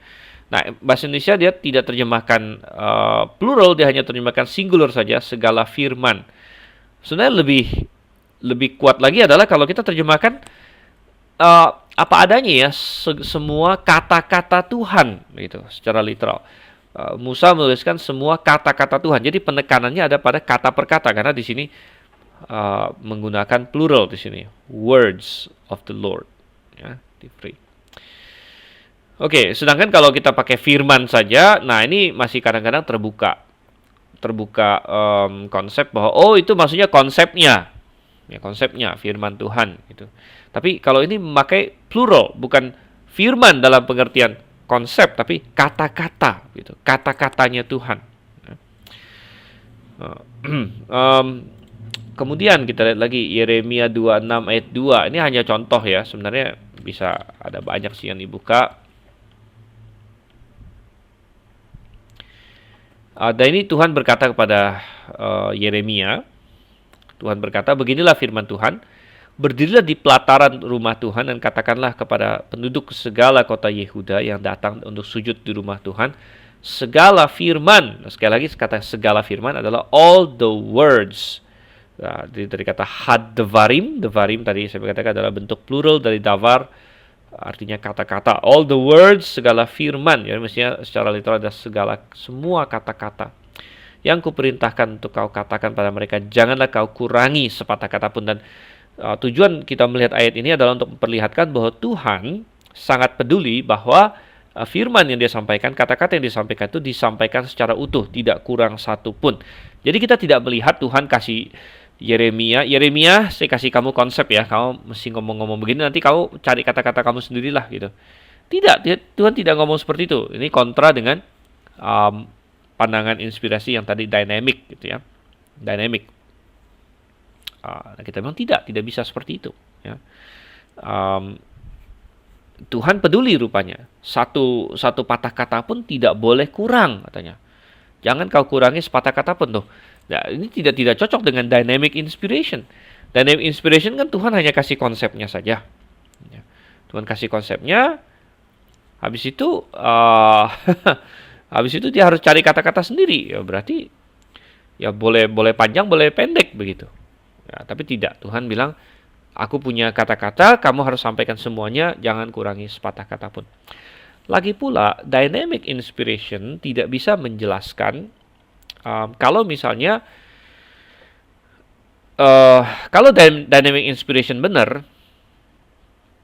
maka tidak mungkin ada kebenaran yang mendalam di dalam Alkitab yang bahkan tidak dipahami oleh penulis awal sekalipun gitu. Tidak bisa, karena semua yang dituliskan dalam Alkitab sudah harus dipahami oleh penulis, kemudian dia bisa memahami dan harus bisa menuangkannya kembali begitu.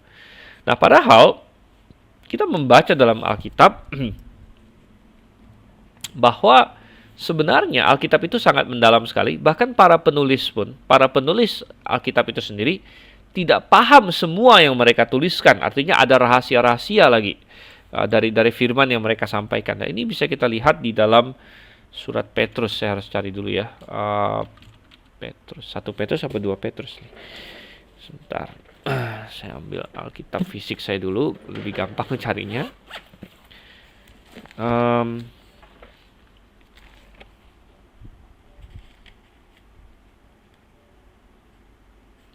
Oke, 1 Petrus. 1 Petrus 1 ayat 11. Dari ayat 10 deh ya. Keselamatan itulah, jadi Petrus sedang bicara soal keselamatan. Keselamatan itulah yang diselidiki dan diteliti oleh nabi-nabi yang telah bernubuat tentang kasih karunia diuntukkan bagimu. Jadi perhatikan, nabi-nabi bernubuat di sini. Bernubuat berarti menyampaikan firman Tuhan, kan? Ayat 11, dan mereka meneliti saat yang mana dan yang bagaimana yang dimaksudkan oleh Roh Kristus yang ada dalam mereka. Itu roh yang sebelumnya memberi kesaksian tentang segala penderitaan yang akan menimpa Kristus, tentang segala kemuliaan yang menyusul sesudah itu.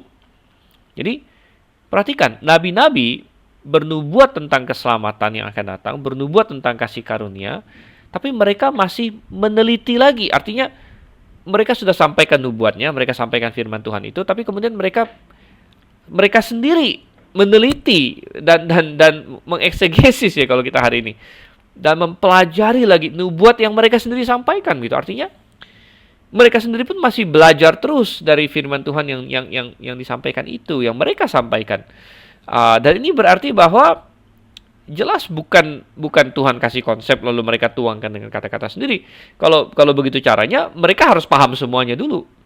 Mereka harus paham semuanya, baru mereka bisa sarikan. Bayangkan kalau saya kasih Anda suatu konsep, Anda belum paham, saya suruh tuangkan gitu. Ya kacau balau lah gitu. Pasti belepotan semua. Dan itu tidak mungkin. Oleh karena itu kita melihat di sini, ini salah satu contoh bahwa tidak mungkin Tuhan hanya kasih konsep saja. Karena kalau Tuhan hanya kasih konsep saja, tidak ada rahasia mendalam di dalam Alkitab. Semuanya harus bisa dipahami oleh penulis pada waktu itu. Ya. Oke. Kemudian kita lihat lagi masih Yeremia 30 ayat 2.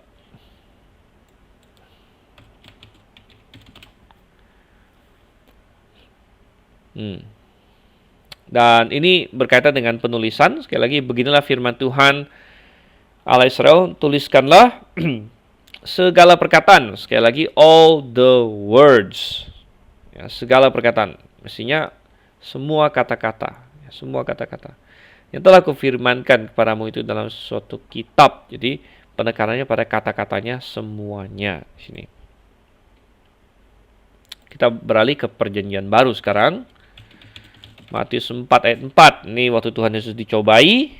Dan ketika Tuhan kita dicobai untuk mengubah batu menjadi roti. Apa yang Tuhan Yesus jawab? Dia bilang, ada tertulis, manusia hidup bukan dari roti saja, tapi dari setiap firman. Setiap firman. Every word. Ya. Every word. Ini panti remati. Jadi semua rema, semua firman yang keluar dari mulut Allah di sini. Jadi artinya semua firman Tuhan itu penting gitu. Kata perkatanya semuanya penting. Matius 5 ayat 18. Wow, ini suatu firman Tuhan yang sangat penting sekali. Sesungguhnya selama belum lenyap langit dan bumi ini, satu iota atau satu titik pun tidak akan ditiadakan dari hukum Taurat sebelum semuanya terjadi. Jangankan satu katanya, bahkan satu hurufnya pun tidak akan hilang, dan satu titik pun tidak akan hilang. Gitu katanya. Ya. Jadi satu huruf iota adalah dari huruf yod. Huruf yod adalah huruf terkecil dalam bahasa Ibrani. Ya, huruf yod di situ. Jadi satu yod pun tidak akan hilang. Jangankan satu kata. Berarti Tuhan peduli dengan firman-Nya sampai ke sampai kata perkatanya.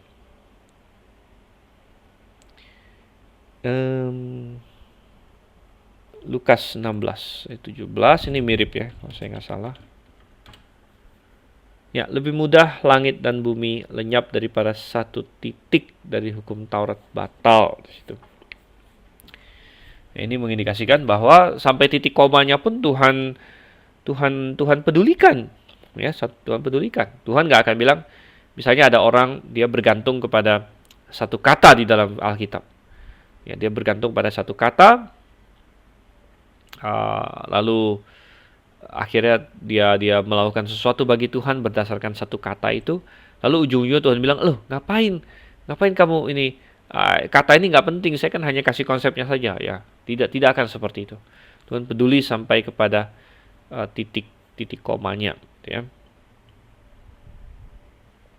Dan kenapa Tuhan peduli sampai titik komanya? Karena memang satu titik itu bisa, satu huruf itu bisa mengubah arti begitu. Ya, dengan mengubah satu huruf kita bisa mengubah satu kata. Dengan mengubah satu kata kita bisa mengubah satu kalimat gitu. Artinya bisa jadi berbeda total. Ya,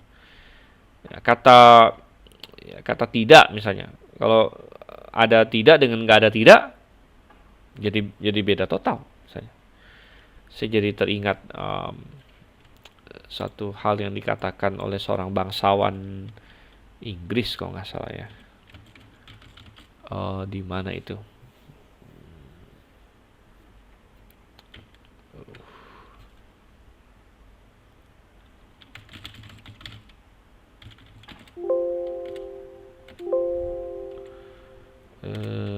Bukan ya. Nah, ini dia. 1 Korintus 1 ayat 26 ya. Dan di sini Paulus sedang ngomong sama orang-orang Korintus.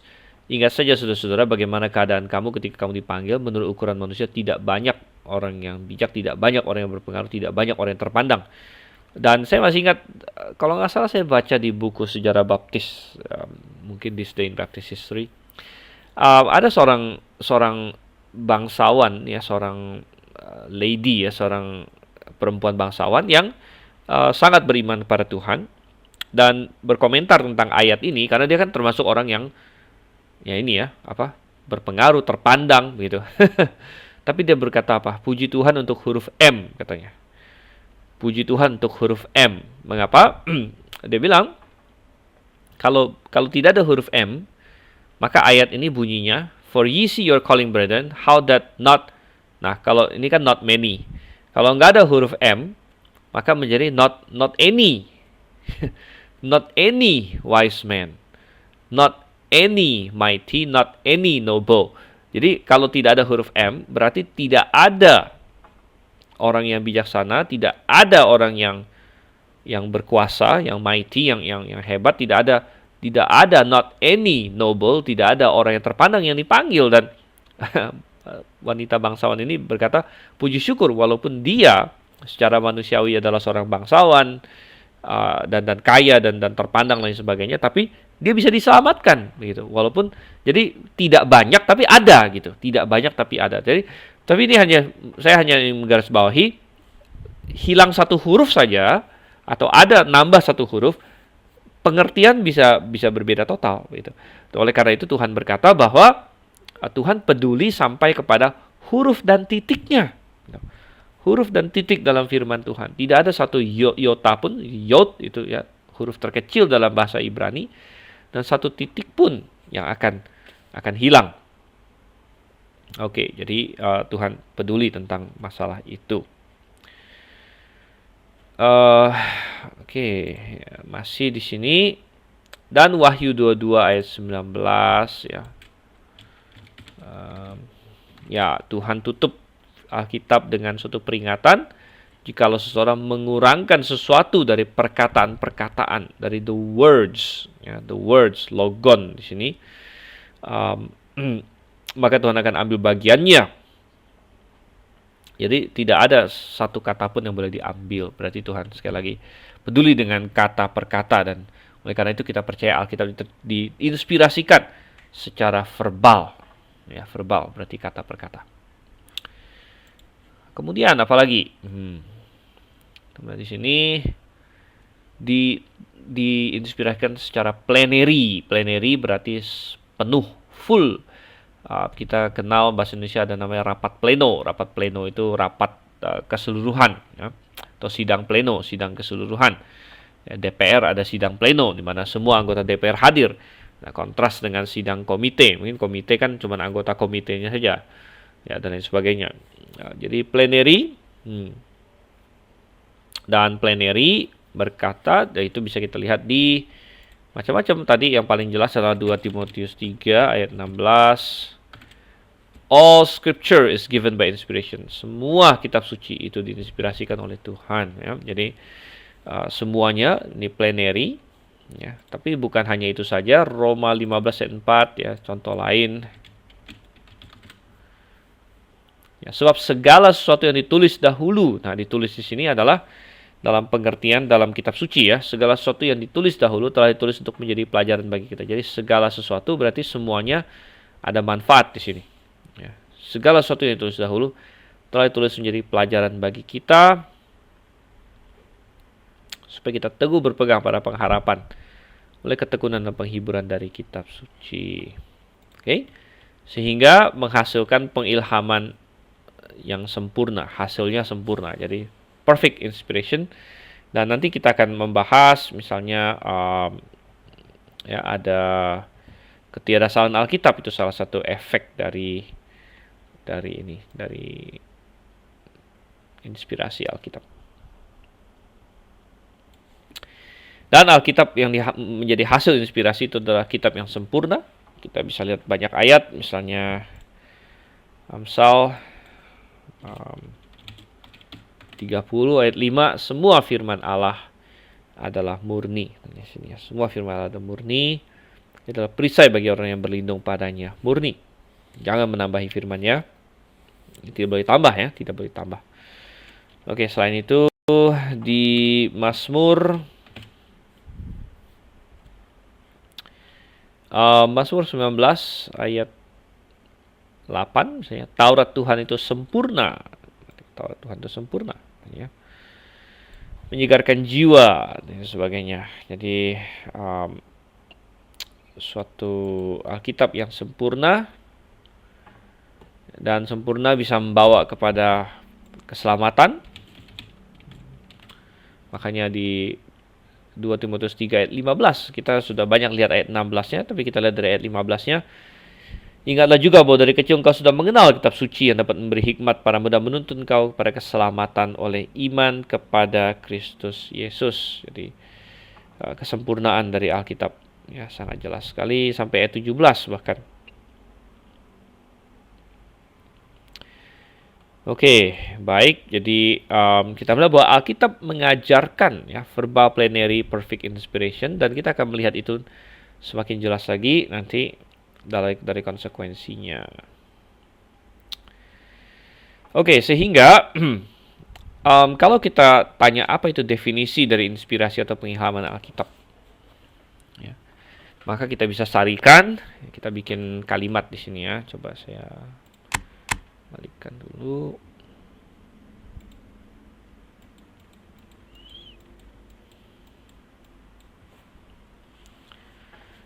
Oke, definisi dari inspirasi atau pengilhaman Alkitab. Inspirasi atau pengilhaman adalah kerja Roh Kudus. Jadi, kenapa kita sebut Roh Kudus? Ya, memang Allah menginspirasikan, tapi ingat bahwa Allah itu kan Tritunggal. Dan walaupun Tritunggal ini kan satu, artinya mereka kerjasama dan mereka berada dalam satu kesatuan. Namun, ada karya-karya tertentu yang salah satu pribadi menonjol. Salah satu pribadi Tritunggal itu menonjol. Misalnya, kalau kita bicara mengenai mati di kayu salib, oh jelas itu Yesus Kristus, gitu kan? Kita bicara apa lagi? Yang membangkitkan Yesus dan orang mati. Ya, ada ayat yang berkata Yesus sendiri bangkit, ada ayat yang berkata Roh Kudus bangkit. Tapi yang lebih dominan adalah dikatakan Allah Bapa membangkitkan Yesus Kristus. Nah, mengenai inspirasi, mengilhamkan firman Tuhan, yang paling sering ditekankan dalam Alkitab adalah Roh Kudus, ya, Roh Kudus. Jadi kita bisa berkata bahwa ini adalah salah satu pelayanan dari Roh Kudus, salah satu karya Dia. Inspirasi atau pengilhaman adalah kerja Roh Kudus yang melalui penulis-penulis manusia yang Ia pilih, dengan menggunakan kepribadian, gaya bahasa, dan keunikan mereka masing-masing, menuliskan kata-kata spesifik dalam kitab suci yang asli, sehingga secara keseluruhannya dan juga setiap bagiannya adalah tidak lain dari firman Allah yang tiada salah dalam segala sesuatu.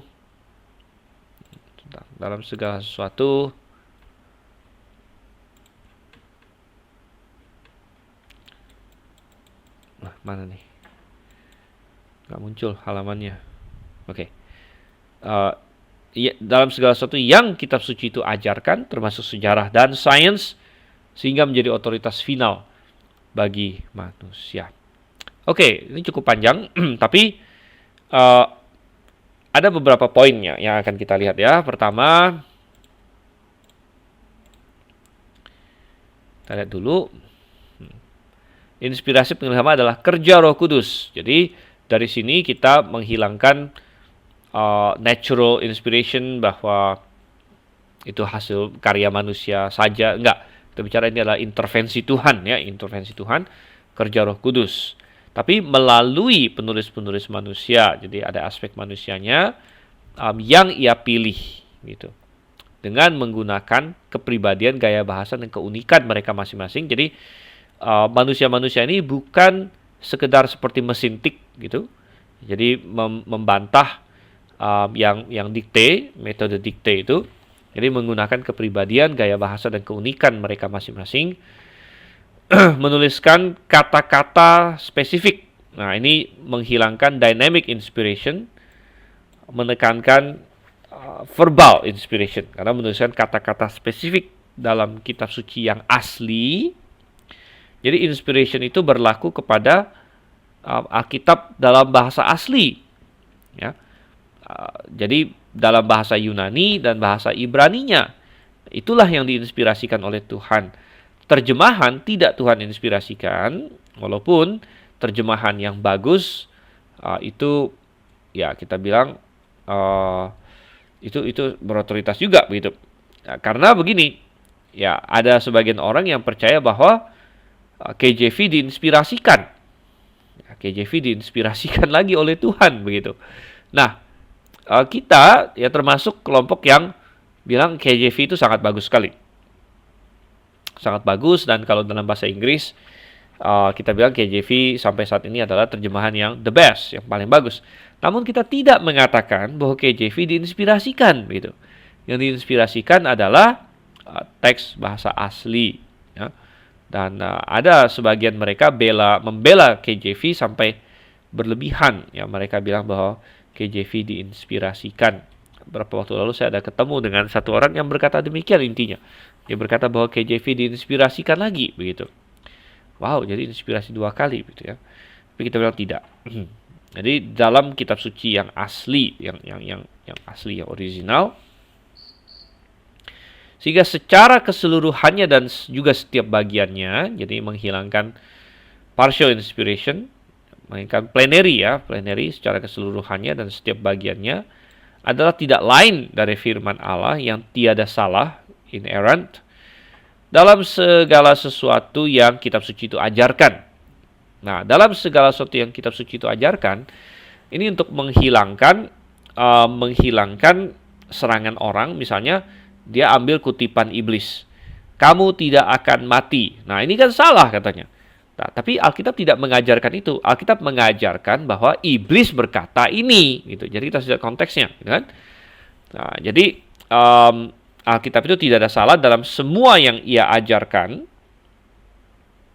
Semua yang ia ajarkan. Jadi kita tidak bisa sembarangan ambil kata-kata orang yang salah, yang dilaporkan dalam Alkitab. Misalnya apalagi istri Ayub, kita buka di Ayub, ya. Kutukilah Tuhan dan matilah. Nah, ini masa Alkitab mengajarkan kutuki Tuhan dan matilah? Alkitab tidak mengajarkan itu. Alkitab mengajarkan bahwa istri Ayub mengatakan itu. Ya, jadi ini penting, ya. Jadi Alkitab tidak ada salah dalam apa yang ia ajarkan, gitu.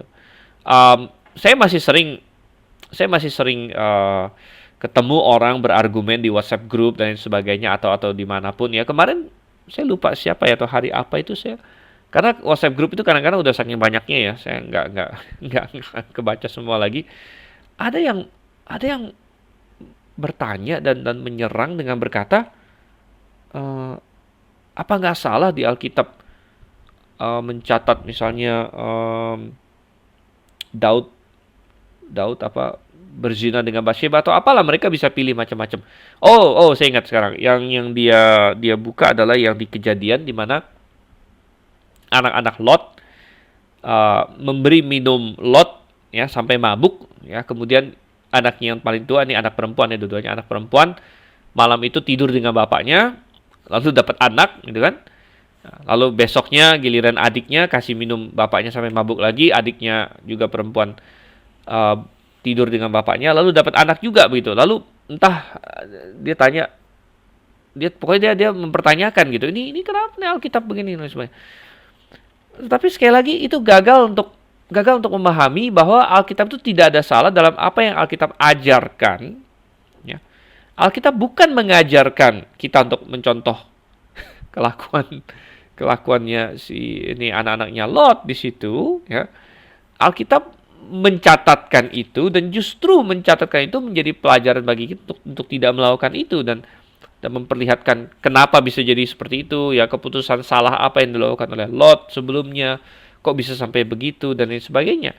Ya, jadi itu sangat penting bahwa Alkitab tidak ada salah dalam apa yang kitab suci itu ajarkan, namun apa yang kitab suci itu ajarkan termasuk sejarah dan sains. Misalnya ketika Alkitab mengajarkan bahwa Yesus Kristus bangkit dan yang orang mati, itu kan sejarah. Itu kita bilang bukan mitos gitu. Itu sejarah. Yesus Kristus bangkit dan orang mati. Dan itu sains juga, ada hubungan dengan sains, berarti mukjizat itu bisa terjadi. Ya. Dan penciptaan bisa terjadi dan lain sebagainya. Jadi kita tidak menghilangkan sejarah dan sains dalam inspirasi Alkitab, ya, sehingga menjadi otoritas final bagi manusia, ini ya bertentangan dengan, ya, katakanlah misalnya posisi Katolik yang tadi kita bilang. Mereka Katolik menyamakan atau ya sama tinggi tradisi dan keputusan Paus dan sebagainya. Oke, baik, itu adalah ini apa definisi dari inspirasi. Ada yang mau ditanya sampai di sini? Ya, moga-moga cukup jelas. Ya.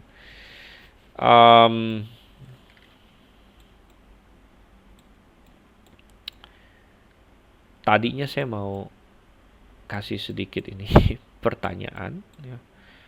Saya akan kasih kayak semacam apa ya, nama-nama orang, dan kalian mencoba menebak kira-kira mereka percaya inspirasi Alkitab yang seperti apa, begitu kan. Tapi ya setelah saya pikir-pikir, ya itu sebenarnya masalah mengenal siapa itu siapa gitu. Atau coba saya ini deh ya, ya misalnya kalau saya kasih beberapa nama, misalnya ya, bisa nggak kalian menebak kemungkinan, ya, mereka percaya inspiration yang mana? Kita bagian inspiration yang mana di situ?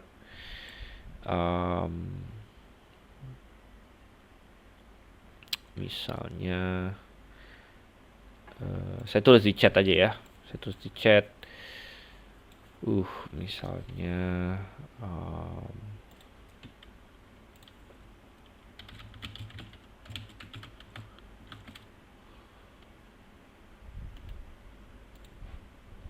oke.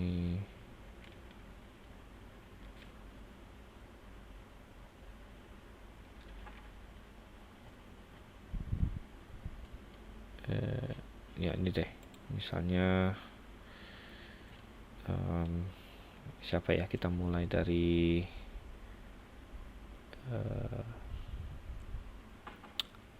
ini ya,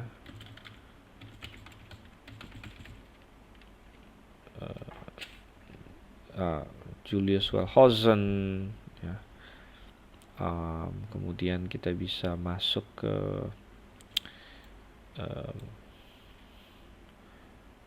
ya misalnya siapa lagi, misalnya ini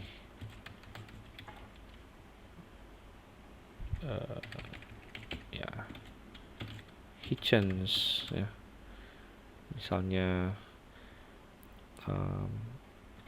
Rudolf Bultmann, ya. Nah ini mungkin orang-orang teologi yang lebih tahu ya, tapi nggak masalah ya, ini untuk sedikit ini. Henry Morris misalnya, ya, dan dari posisi teologi mereka kita bisa ini bisa memahami kira-kira dia pegang inspiration yang apa gitu. Inspiration yang apa?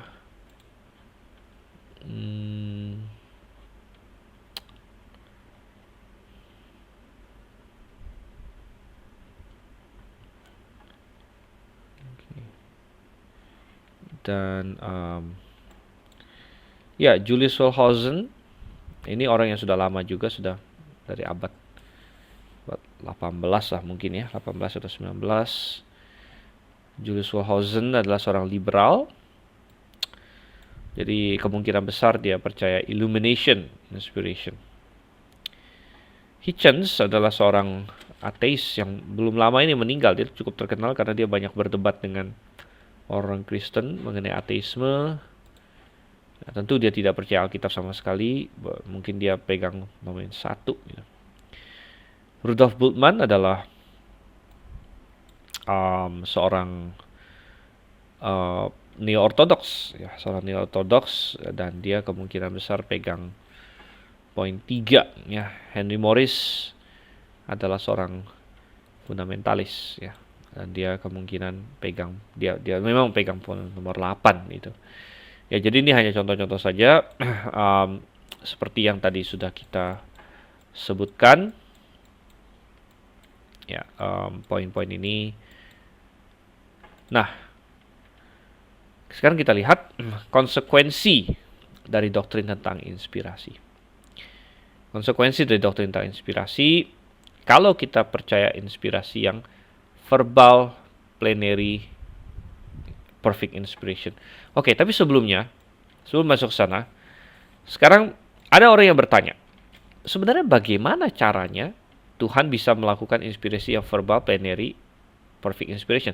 Bagaimana mungkin tiap-tiap katanya itu kata-kata Tuhan, namun Tuhan bukan dikte gitu. Gimana caranya? Nah, ini. Jadi, karena kalau tiap-tiap katanya dari Tuhan, ya, kalau didikte ya oke, kita paham. Tuhan ngomong, dia tulis. Tuhan ngomong, dia tulis. Tiap-tiap katanya berasal dari Tuhan. Tapi ini kan kita bilang Tuhan bukan pakai cara dikte.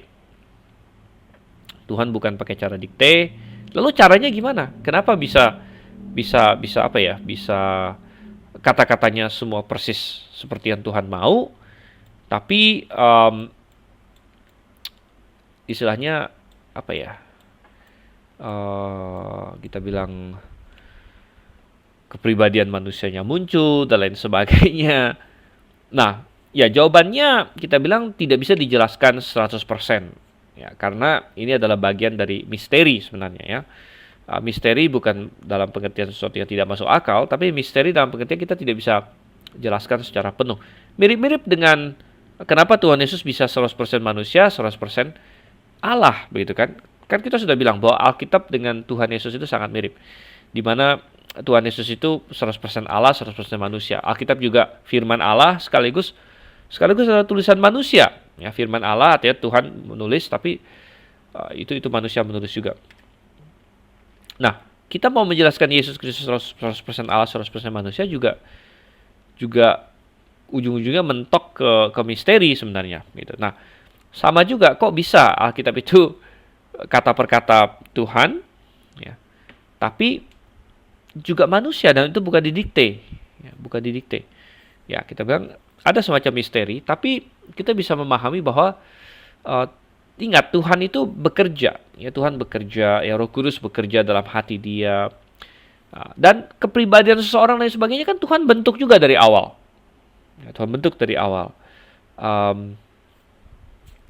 Ya, jadi kita melihat di situ ada suatu kerja Roh Kudus yang bukan hanya mulai saat dia menulis, tapi bisa jadi saat dia mulai dari kecil.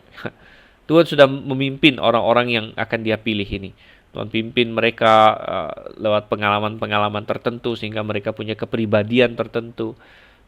Mereka terpapar kepada vocabulary tertentu. Ya, tentunya mereka tahu bahasa-bahasa tertentu sehingga mereka bisa menulis pakai bahasa yang Tuhan inginkan dan lain sebagainya. Dan kemudian Tuhan bekerja ya secara misterius memang, sehingga apa yang mereka tulis adalah firman Tuhan ya, walaupun tidak harus pakai dikte. Bahkan kadang-kadang mereka macam-macam. Ada sebagian yang didikte, sebagian kecil, ya. Ada yang lewat dari mimpi, Tuhan kasih mimpi, ya, nabi-nabi tertentu. Ada yang mendengar suara Tuhan, ada yang tulis surat, ya. Ada yang riset seperti Lukas. Kita lihat Lukas bilang dia sudah selidiki dan sebagainya, dia riset, ya. Jadi semua itu Tuhan bisa pakai. Nah, selanjutnya kita masuk ke C, konsekuensi dari inspirasi. Kalau inspirasi itu kata per kata, maka konsekuensinya kita harus punya hermeneutika yang literal gramatikal. Ketika kita menafsirkan Alkitab, kita harus terima secara literal apa adanya, dan kita mempertimbangkan grammarnya, ya. Dan sebenarnya ini ada kelas tersendiri lagi, kelas hermeneutika. Kita hanya singgung sedikit saja. Dan artinya grammar itu sangat penting karena kita percaya setiap firman Tuhan itu bermakna, begitu. Setiap firman Tuhan itu bermakna, bukan suatu hal yang percuma Tuhan pakai kata ini, Tuhan pakai bentuk ini. Makanya kita mempelajari. Makanya di dalam sekolah teologi kita pelajari bahasa Yunani, bahasa Ibrani, gitu kan. Kalau Tuhan hanya kasih konsep saja, sebenarnya agak sedikit percuma juga kita belajar bahasa Yunani dan Ibrani. Kalau Tuhan hanya kasih konsep, begitu. Tapi ternyata tidak. Dan ya, Tuhan Yesus juga tidak percaya itu. Tuhan Yesus percaya bahwa grammar sangat penting. Makanya di dalam Matius, ya, coba kita buka Matius 22.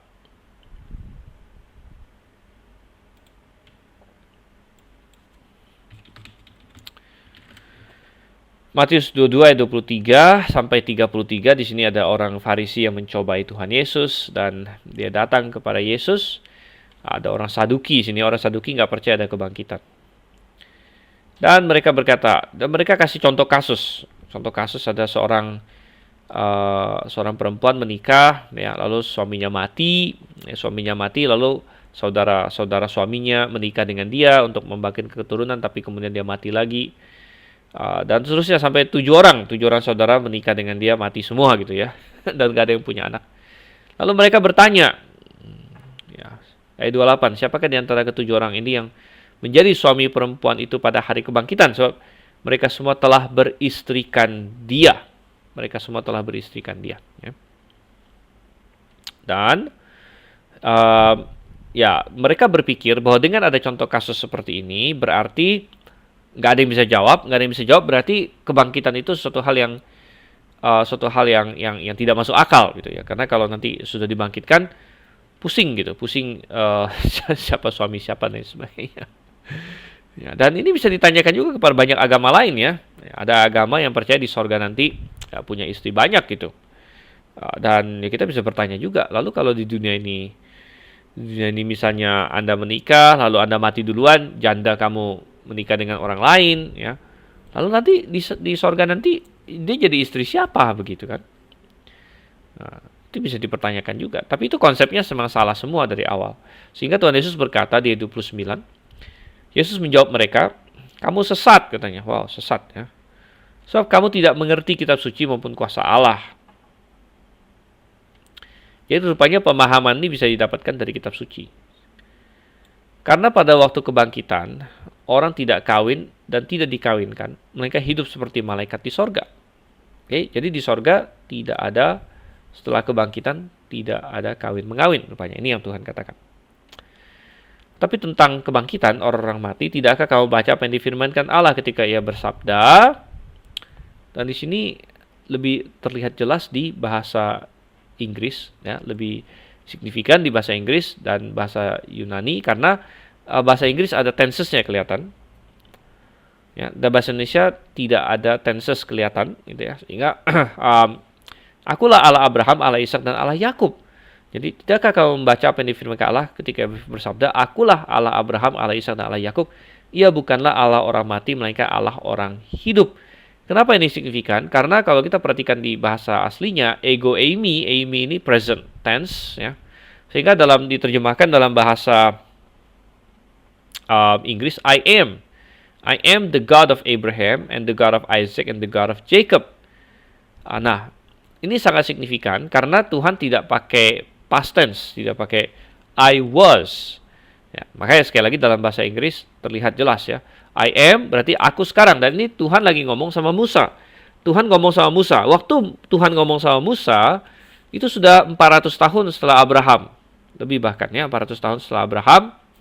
Jadi I am, aku saat ini sedang, aku adalah saat ini Allahnya Abraham. Nah, Abraham kan sudah mati gitu. Kenapa Tuhan masih bilang akulah Allahnya Abraham? Makanya Yesus berkata, Allah itu Allah atas orang hidup, bukan orang mati. Berarti Abraham masih ada somewhere.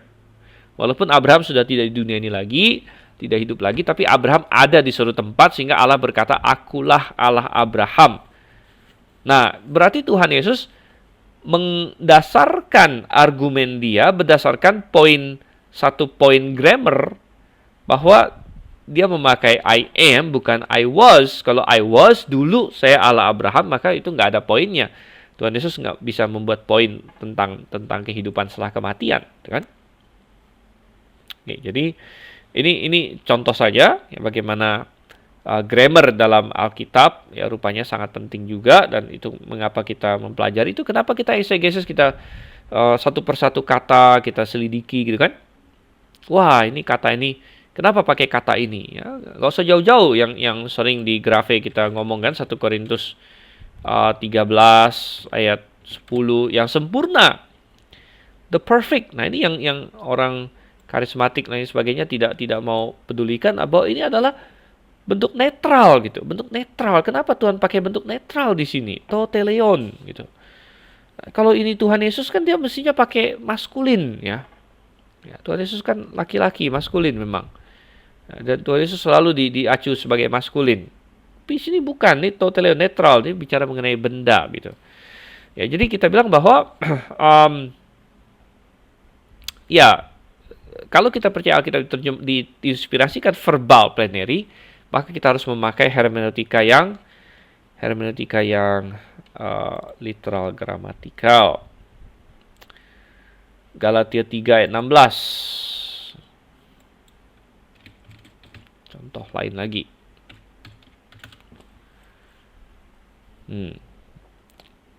Ya, adapun kepada Abraham diucapkan segala janji itu dan kepada keturunannya.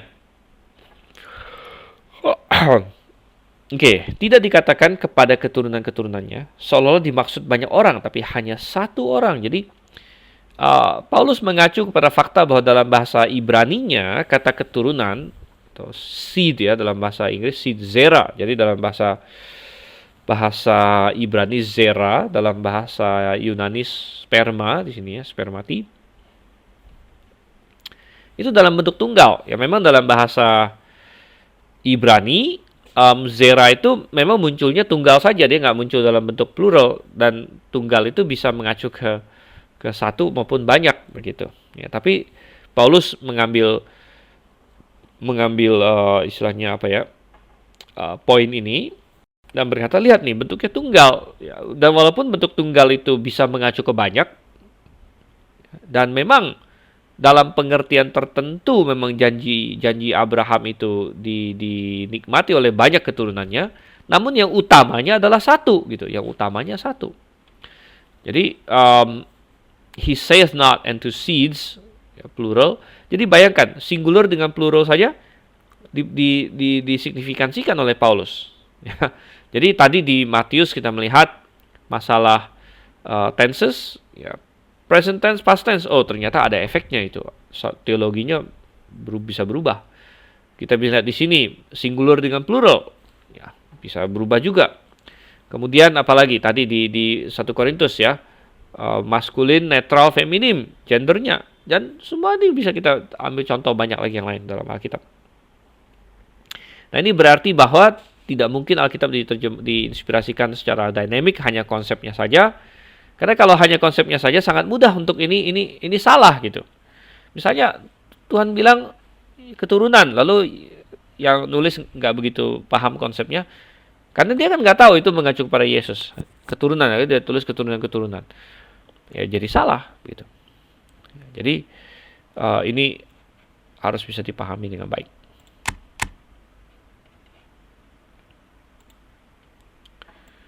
Oke, kemudian konsekuensi lain dari doktrin tentang inspirasi adalah harus ada harmonisasi dari kitab suci. Harmonisasi kitab suci artinya semua kitab suci berbicara dengan satu suara. Tidak mungkin saling bertentangan karena penulisnya satu ujung-ujungnya, yaitu Tuhan, kan? Nah, ya orang liberal tidak percaya, sehingga orang liberal merasa bahwa dalam Alkitab itu ada banyak kebenaran yang kadang-kadang saling bertentangan, ya, sehingga makanya ada perkataan, ya, mungkin ada yang pernah mendengar, ya, suatu istilah bahwa apa ya, kalau orang yang percaya Alkitab, ya, itu lebih ke arah sistematika teologi. Sedangkan orang yang liberal, biblical theology. Dan ini secara umum benar, ya, tapi sangat disayangkan. Artinya kita bisa melakukan biblical theology yang percaya Alkitab, bisa, ya. Makanya di dalam GITS kita juga ada pelajaran biblical theology, misalnya teologi PL, teologi PB, itu sangat bisa. Tetapi memang di banyak sekolah Alkitab, biblical teologinya mengarah ke arah liberal, gitu. Mengapa orang yang percaya Alkitab dikatakan banyak yang larinya ke sistematika teologi? Sistematika teologi kan apa? Misalnya kita ngomong soal Alkitab, ya. Sistematika teologi kan adalah apa kata Alkitab semuanya dari Kejadian sampai Wahyu tentang Alkitab, gitu. Eskatologi akhir zaman, apa kata Alkitab semuanya dari Kejadian sampai Wahyu tentang akhir zaman. Apalagi angelologi tentang malaikat, apa kata Alkitab seluruhnya dari Kejadian sampai Wahyu tentang malaikat. Jadi sistematika teologi sudah dari sananya berasumsi bahwa Alkitab ini satu kesatuan dan kita harus menyimpulkan semuanya. Jadi sudah sistematika teologi mengasumsikan kesatuan Alkitab. Nah, tetapi ketika orang-orang liberal melakukan biblical teologi, mereka sering membeda-bedakan. Jadi nanti kalau misalnya belajar teologi PB, kalau di orang liberal punya ST liberal, dia akan begini, oh ada teologi Yohanes ngajarkan apa, teologinya Paulus ngajar apa, teologinya Yakobus ngajar apa, dan itu mereka pertentangkan gitu. Oh ternyata Paulus beda loh, bertentangan dengan Yakobus misalnya masalah iman dan lain sebagainya. Paulus bertentangan dengan Yohanes masalah ini dan lain sebagainya. Jadi ketika mereka bikin biblical teologi yang liberal ini, mereka mempertentangkan gitu. Jadi si ini ngajar ini, si ini ngajar ini. Yang salah gitu. Nah, sekali lagi kita bisa. Jadi perkataannya tidak sepenuhnya benar, ya. Artinya biblical teologi yang benar bisa dilakukan, ya. Dan kita ada melakukannya di GITS, di mana kita mempelajari teologi PL, teologi PB. Bisa nggak kita pelajari teologi Paulus? Bisa, begitu. Artinya gini, Paulus tekankan bisa jadi berbeda dengan yang Yohanes tekankan, bukan dalam pengertian bertentangan, gitu. Bisa jadi berbeda dengan yang katakanlah Matius tekankan, ya. Tapi bukan dalam hal bertentangan, melainkan saling melengkapi. Mungkin ada yang ditekankan Paulus, ya, yang tidak ditekankan Yohanes, tapi yang Yohanes tekankan, dan ini saling melengkapi dan semuanya, karena kita percaya semuanya yang tulis adalah Tuhan. Ya, jadi akan ada harmonisasi dari kitab suci, dan kemudian karena dia adalah firman Tuhan, maka dia relevan sepanjang zaman. Relevan sepanjang zaman, tidak mungkin misalnya, itu benar 2000 tahun yang lalu, sekarang sudah salah. Ya, misalnya pengajaran Alkitab tentang wanita, pengajaran Alkitab tentang LGBT, ya, kita nggak bisa berkata, zaman dulu homoseksual itu salah, sekarang sudah jadi benar karena budaya kita sudah oke dengan gay, dengan homo. Kita tidak bisa berkata demikian, ya. Kalau kita percaya Alkitab diinspirasikan oleh Tuhan secara verbal, plenary, perfect. Perfect berarti dia otoritas bahkan sampai bagi kita hari ini. Oke, baik. Saya rasa untuk hari ini kita akan stop sampai di sana. Jadi hari ini kita fokus pada masalah inspirasi dengan berbagai topik-topiknya, dan moga-moga kalian paham, ya, semua itu. Oke, kalau tidak ada pertanyaan, ya, karena saya lihat tadi yang bertanya sudah di tengah-tengah sudah pada bertanya, maka kita akan tutup dalam doa. Kalau masih ada pertanyaan lagi, nanti bisa Anda tanya di WhatsApp group atau di kelas selanjutnya. Mari kita bersatu dalam doa. Terima kasih Tuhan, Kau kiranya pimpin supaya kami makin mengasihi, paham firman-Mu dan dapat menjelaskannya kepada orang lain. Firman-Mu sangat indah dan mendalam, kiranya Engkau yang menolong kami memahaminya. Kami berdoa dalam nama Yesus Kristus. Amin. Oke, baik. Selamat malam semua. Dan Maranatha, sampai ketemu lagi.